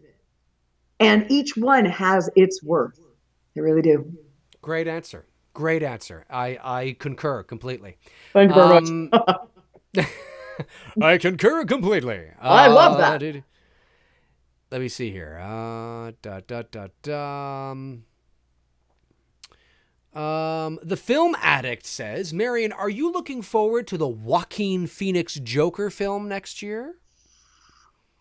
Depends on what they do with it, my friend. Depends on what they do with it. If they do comic book Joker, if they do Dark Horse Joker, if they do the real Joker, if they don't pull any punches, if they do the torture, if they do the mistreatment of Harley Quinn, if they do all of the abuse, if they do what his real nature was intended to be, I think they're going to make fans a whole lot happier than I agree with that. I have said this on my channel a lot. I'm certainly not a superhero, Marvel, or DC expert. I know a little bit. You probably know a lot more than I do. I tend to rely on my buddy Bruce for all my superhero kind of knowledge. But when it comes to Marvel and DC and what DC's got wrong and what Marvel's got right, I just personally think DC just should have stuck to being dark. I think they just should have been that darker alternative to Marvel's lighter sort of, not that there aren't darker things in Marvel. Yeah. But not that there aren't darker things, but Marvel is sort of that poppy, glitzy, flashy kind of, funnier sort of side. And not that DC couldn't have done that, but what Nolan did with the original Batman, with his trilogy, I think that was a nice sort of start. I think they should have just started from there and just taken off. That's my opinion, but because trying to compete with Marvel and rush things the way they have and it's been a failure right from the get-go. So I'm hoping that, I personally think they should just abandon the DCEU. I know there are a lot of fans of it, but this Joaquin, whatever, depending on what happens with this Joker movie, this might be an interesting beginning to something larger. But who knows? Who knows? Well, they tried to do it with Heath Ledger to make him a little darker. Right. But honestly, his chaos side, yeah, but that's still not even grazing the surface of what the Joker really is. Right. That's what I mean. Like, go now. Joaquin Phoenix is the kind of actor that could go there. Whether that's the story, whether he actually does, whether they bring him there, I don't know. Like you said, we'll see. Yeah. But when I heard that Joaquin Phoenix was cast as the Joker, I thought, oh, I kind of like that because of he's got the chops. Potential. He's got the chops. He yes, really does. He does. But he does. Until we see, the makeup thing was a little but you kind of went as gritty as you could go with the makeup with the Heath Ledger character, I think. Because Heath Ledger said himself that he did his own makeup because if you let a makeup person do it, it doesn't look like a guy that doesn't know how to put makeup on himself, let alone do a clown makeup. Fascinating. I like that. I didn't know that. That's yeah, cool. Heath Ledger said that he wanted to do his own makeup and he wanted to feel what it felt like to put his own face on and put his character together. Right. Very cool. I didn't know that. That's cool. That's a good little kind of tidbit of information. I'm giving you nuggets all day. You are giving me the invoice is in the mail. Well, your invoice should be in the mail to me. Okay. James Devlin says, "Oh no, he's responding to somebody." I thought that was a question. Sorry, Speak James. amongst yourselves. It's fine. I saw the same name, so that's why I wanted to. Because here's the question I wanted to get to. The Badass Ninja says, "What do you think about Busta Rhymes in Halloween Resurrection?" You can train a principal actor on choreography, Mm-hmm. but when they do that choreography, it won't look informed. Now, Right. his stunt double, did the stuff, and that's the stuff that looked informed. Yep. But when it comes to an actor that isn't a martial artist, trying to do a martial arts kind of thingy dingy, it has a tendency to go wrong, and that's what gives it the hokey factor and Right. takes its authenticity away, Right.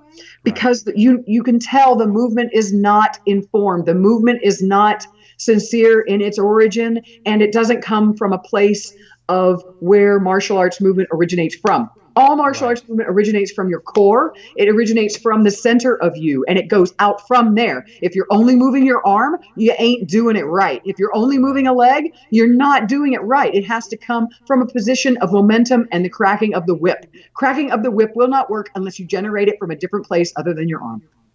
I can imagine somebody like yourself, as opposed to the average movie-going fan, that seeing somebody get something like that wrong, or even the filmmakers not attacking that sort of attention to detail, must be at times frustrating for somebody like yourself. That and tactical and military stuff. I find myself constantly saying, "Index that weapon, Mister." But but yeah, tactical, military, fighting, anything. But you got to think about the part of the population that knows about that stuff is very small. Everybody else would say, "Oh, that was badass" or whatever, and that's fine, and it has Right. its place. And I think that when they tried to take it to that place, I mean, Michael Myers is not going to be slowed down by somebody's kick. He's not going to be slowed down by something like human response to Well, no, pain. it wasn't the kick, Marion. It was the trick or treat, motherfucker. Yeah, well, the That's dialogue what was a slowed him night. down. Yeah, It was the yeah, that's what did it, as far as I'm concerned. the dialogue was a nightmare. It really was, and I think it was Oh because of the man. pop culture of the time, and Oh people yes. wanted to see Yep. their pop culture person taking on something and being a hero. Let me That see would this be the guy be a equivalent hero. today of Justin Bieber kicking the crap out of Freddy Krueger or something. Die! Yeah. Something So, like that. Okay, couple more questions. Can we get yes. to it? Let's see here.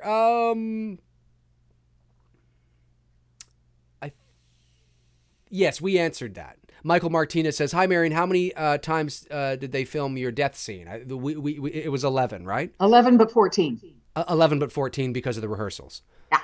Yeah. Oh, well, the Okay. rehearsal day was another few, but yeah. Right. Right. Well, the walkthrough. I mean. Right. Yes. Yes. Yeah. Okay. Would you like? Would you like to be a snowman? Okay, here we go. Michael Bagalone. Am I saying that right? Bagalone. I hope I'm saying that right. Hey, Marion and Dave. Hi, Michael. Marion, I loved your scene and thought you did a fantastic job. Would you have liked it if your scene were extended with a chase scene in your character's house before the death?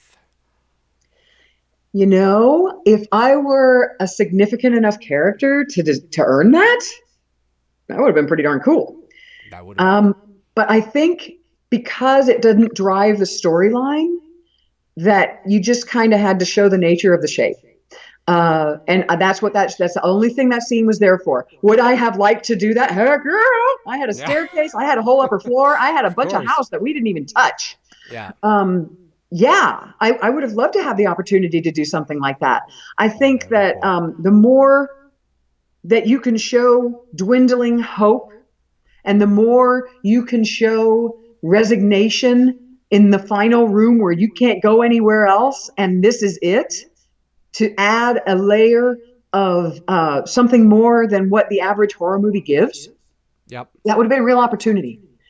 Anytime you get a chase and a pursuit and a catching and the dispatching, I mean, it's truly a story in and of itself that needs to be told in just the right way. Right. You have to know that your options are getting smaller and smaller, and that you're getting more and more desperate, and it's the frightened rabbit. It's really the frightened rabbit. And I think to see that in a genuine way on screen is something you don't see very often. And I think it would really dig into people's brains to be able to Cool. see something like that done in a good way, done Oh in the yeah. proper way. Yeah. I agree. I Mhm. agree. But like you said off the top, it all comes down to how significant is this character and how is the audience going to feel about it, Yeah, right? we Because with didn't something know like that that scene would be. We didn't know people would like that scene. We no, didn't know it would exactly, turn out to be a kill that people would like, and they wanted to know more about her. I've heard on exactly. Facebook people have messaged me and said, "Well, what's her story? Who is she?" and all this stuff. I'm like, well, I created a backstory for myself as a character Right. and an actor. But as far as I mean, there's a little bit more in the book. It's from her point. It's from Michael's point of view instead of I think in the book in the novelization, it tells a little bit more. Sure. Yeah, I think I haven't read the novelization, but you're right. I think it does. Mhm. Yeah, maybe you come home from work and you're doing your dishes, or yeah, there's a little maybe a tiny bit more details of who your character is. Maybe there's a spin-off that's a prequel, and it's your character. I can see the box office receipts now.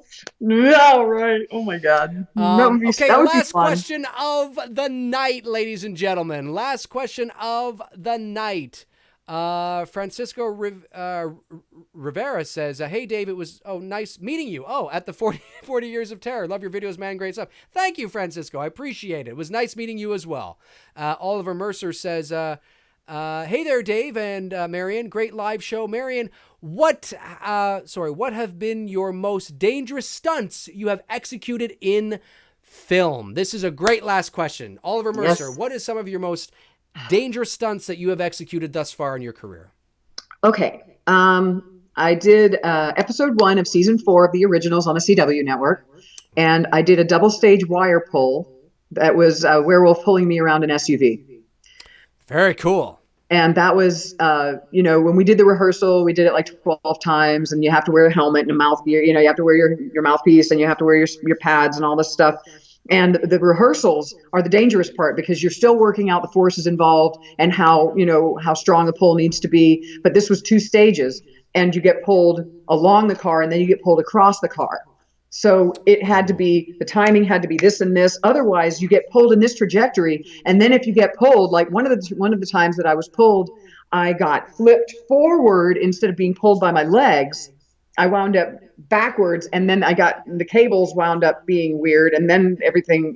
So we had to stop after the first pull. But that could have gone really, really wrong. I helped Right. test Anna Kendrick's uh, um, harness and the stunt for when they jump off the boat in Pitch Perfect 3. Okay, cool. And so you are standing up on the boat and you're pretty high up, and then they say, okay, now try this trajectory. Now we're going to try angling this way. So try the same jump, except this time get more distance away from the boat. And then you're swinging toward the boat after you jump off, and you're on a descender rig, which slows you down beyond gravity. It's a little bit less than gravity, and then they make it more than gravity, and then they make it. So they try different speeds, they try different things, but it's the rehearsals that get you. It's the rehearsals that Yeah. get you, because at the point where it's going to be done on film, you've Right. rehearsed it, everything is in place, it's locked in, and all you got to do is the same way that you did it the first time, in the Right. last time in rehearsal. You just have to recreate that, and that's where we come in, and we have to do what our job is. We have to do our jobs. We have to remember everything that we have in our heads as far as how much tension do I have in my body? Am I leaning against the rig? Am I going with the rig?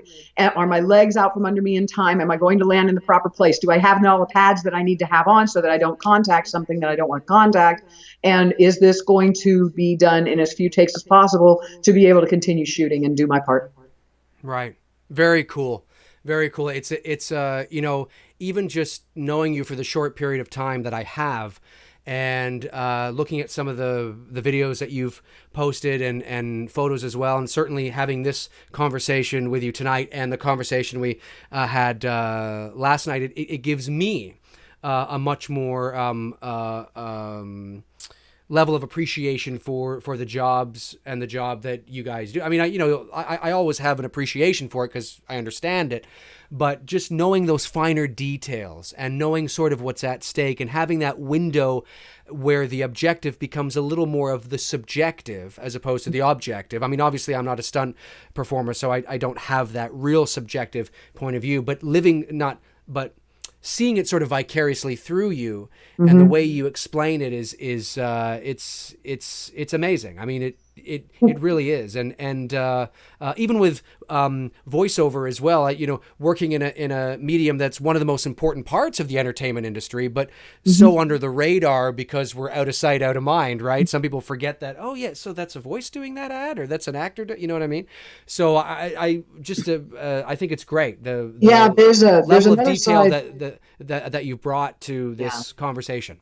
Yeah, there's another side to it, and that's whenever you're reenacting a military scene, they're firing tracer rounds and they're firing blanks, but there's still a concussion involved with that. There's still that concussion wave that hits you. When I was doing Allegiant, which is the sequel to Divergent, but the scene that we were in wound up on one of those little screens that they were looking at, and it's like we got shrunken down into that. There are mortar pots less than 3 feet away from you, and they're exploding. And you have charges that are in the rock and they are exploding. And you have earplugs in because even though it's blanks, they're still really loud. And you can feel the pressure of every explosion on your body. And you just have to hang tight and know that you are not within the blast radius. You run past a fireball. You have to know your distances so that you don't get charred or burn an eyebrow off on your next fight. Yep. So, when I do independent film, About Face Media, the director is a good friend of mine, and she lets me wallow in the acting side. Omega Keys is absolutely an amazing person, and I met her on Mockingjay too. But very cool. Yeah, but About Face Media, she is telling stories that are social justice kind of stories, but she has let me wallow around in my actor side as well as doing stunts. So. Sure. But it's a totally different world, going from independent film to big budget film. And the way that you have to be careful and the way that you have to watch your own safety. In stunts, we are in charge of our safety. The coordinator does everything in his power to make sure that we are going to be safe. We trust them with our lives. The riggers, the stunt coordinator, everybody, your partner that you're fighting or that's, responsible for hitting that charge at just the right time. Your life is on. There's no such thing as a safe stunt. That's another saying in the business. And when you do what you do to make a project better, you get a feeling of fulfillment.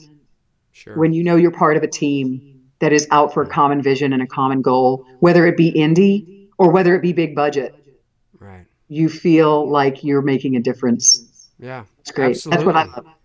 Absolutely. That's great. That's a great moment to end on, Marian. And listen, I want to really appreciate. Well, you can want to all you want, but I really want to appreciate, but I don't appreciate it at all. But I want to. I just don't fucking appreciate you being here. It's a human nature thing. I don't blame you. It's fine. I really appreciate you taking the time out of your busy schedule to connect with me tonight and talk to me about Halloween and your career.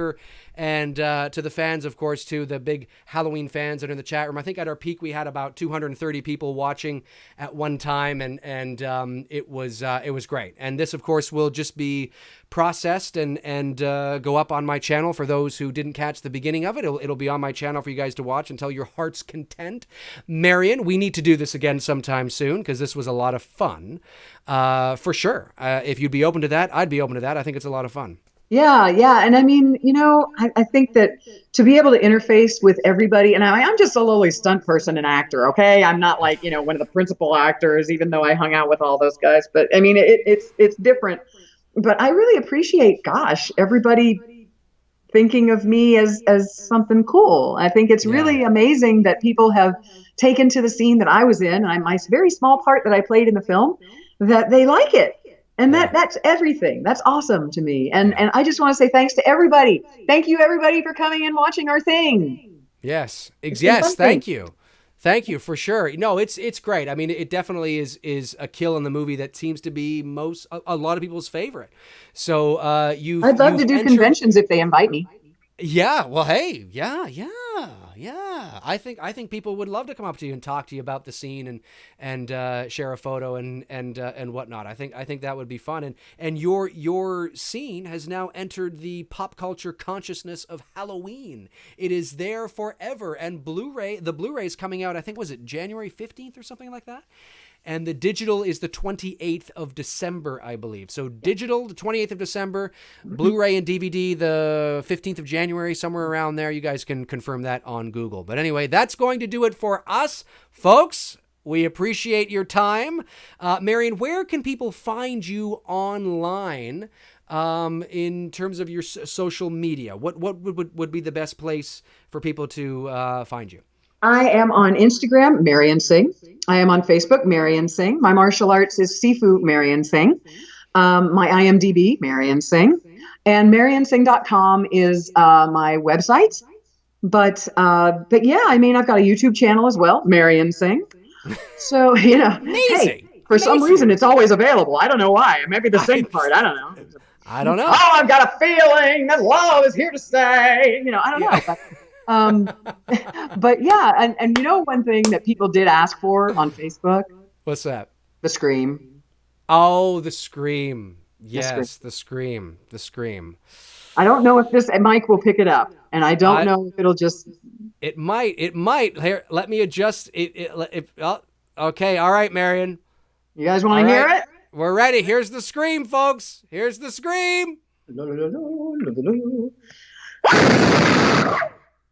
That's great. I love it. I love it. That's awesome. That's awesome. All right, folks, my name's Dave McRae. You know where to follow me in the meantime and in between time when I'm not posting here. Those links are in the description. And comment below and let me know. Comment below and let me know. That's right. Comment below and let me know your thoughts. And I will be back soon with another video. I got a few in the bag that I'm working on, including that that Halloween sequel to Halloween 2018, that concept hypothetical idea that I'm working on. I saw that video. I don't know when I'm going to post that, but it's coming soon. Yeah, I saw the shape thing that you did. Oh, did you? Yeah.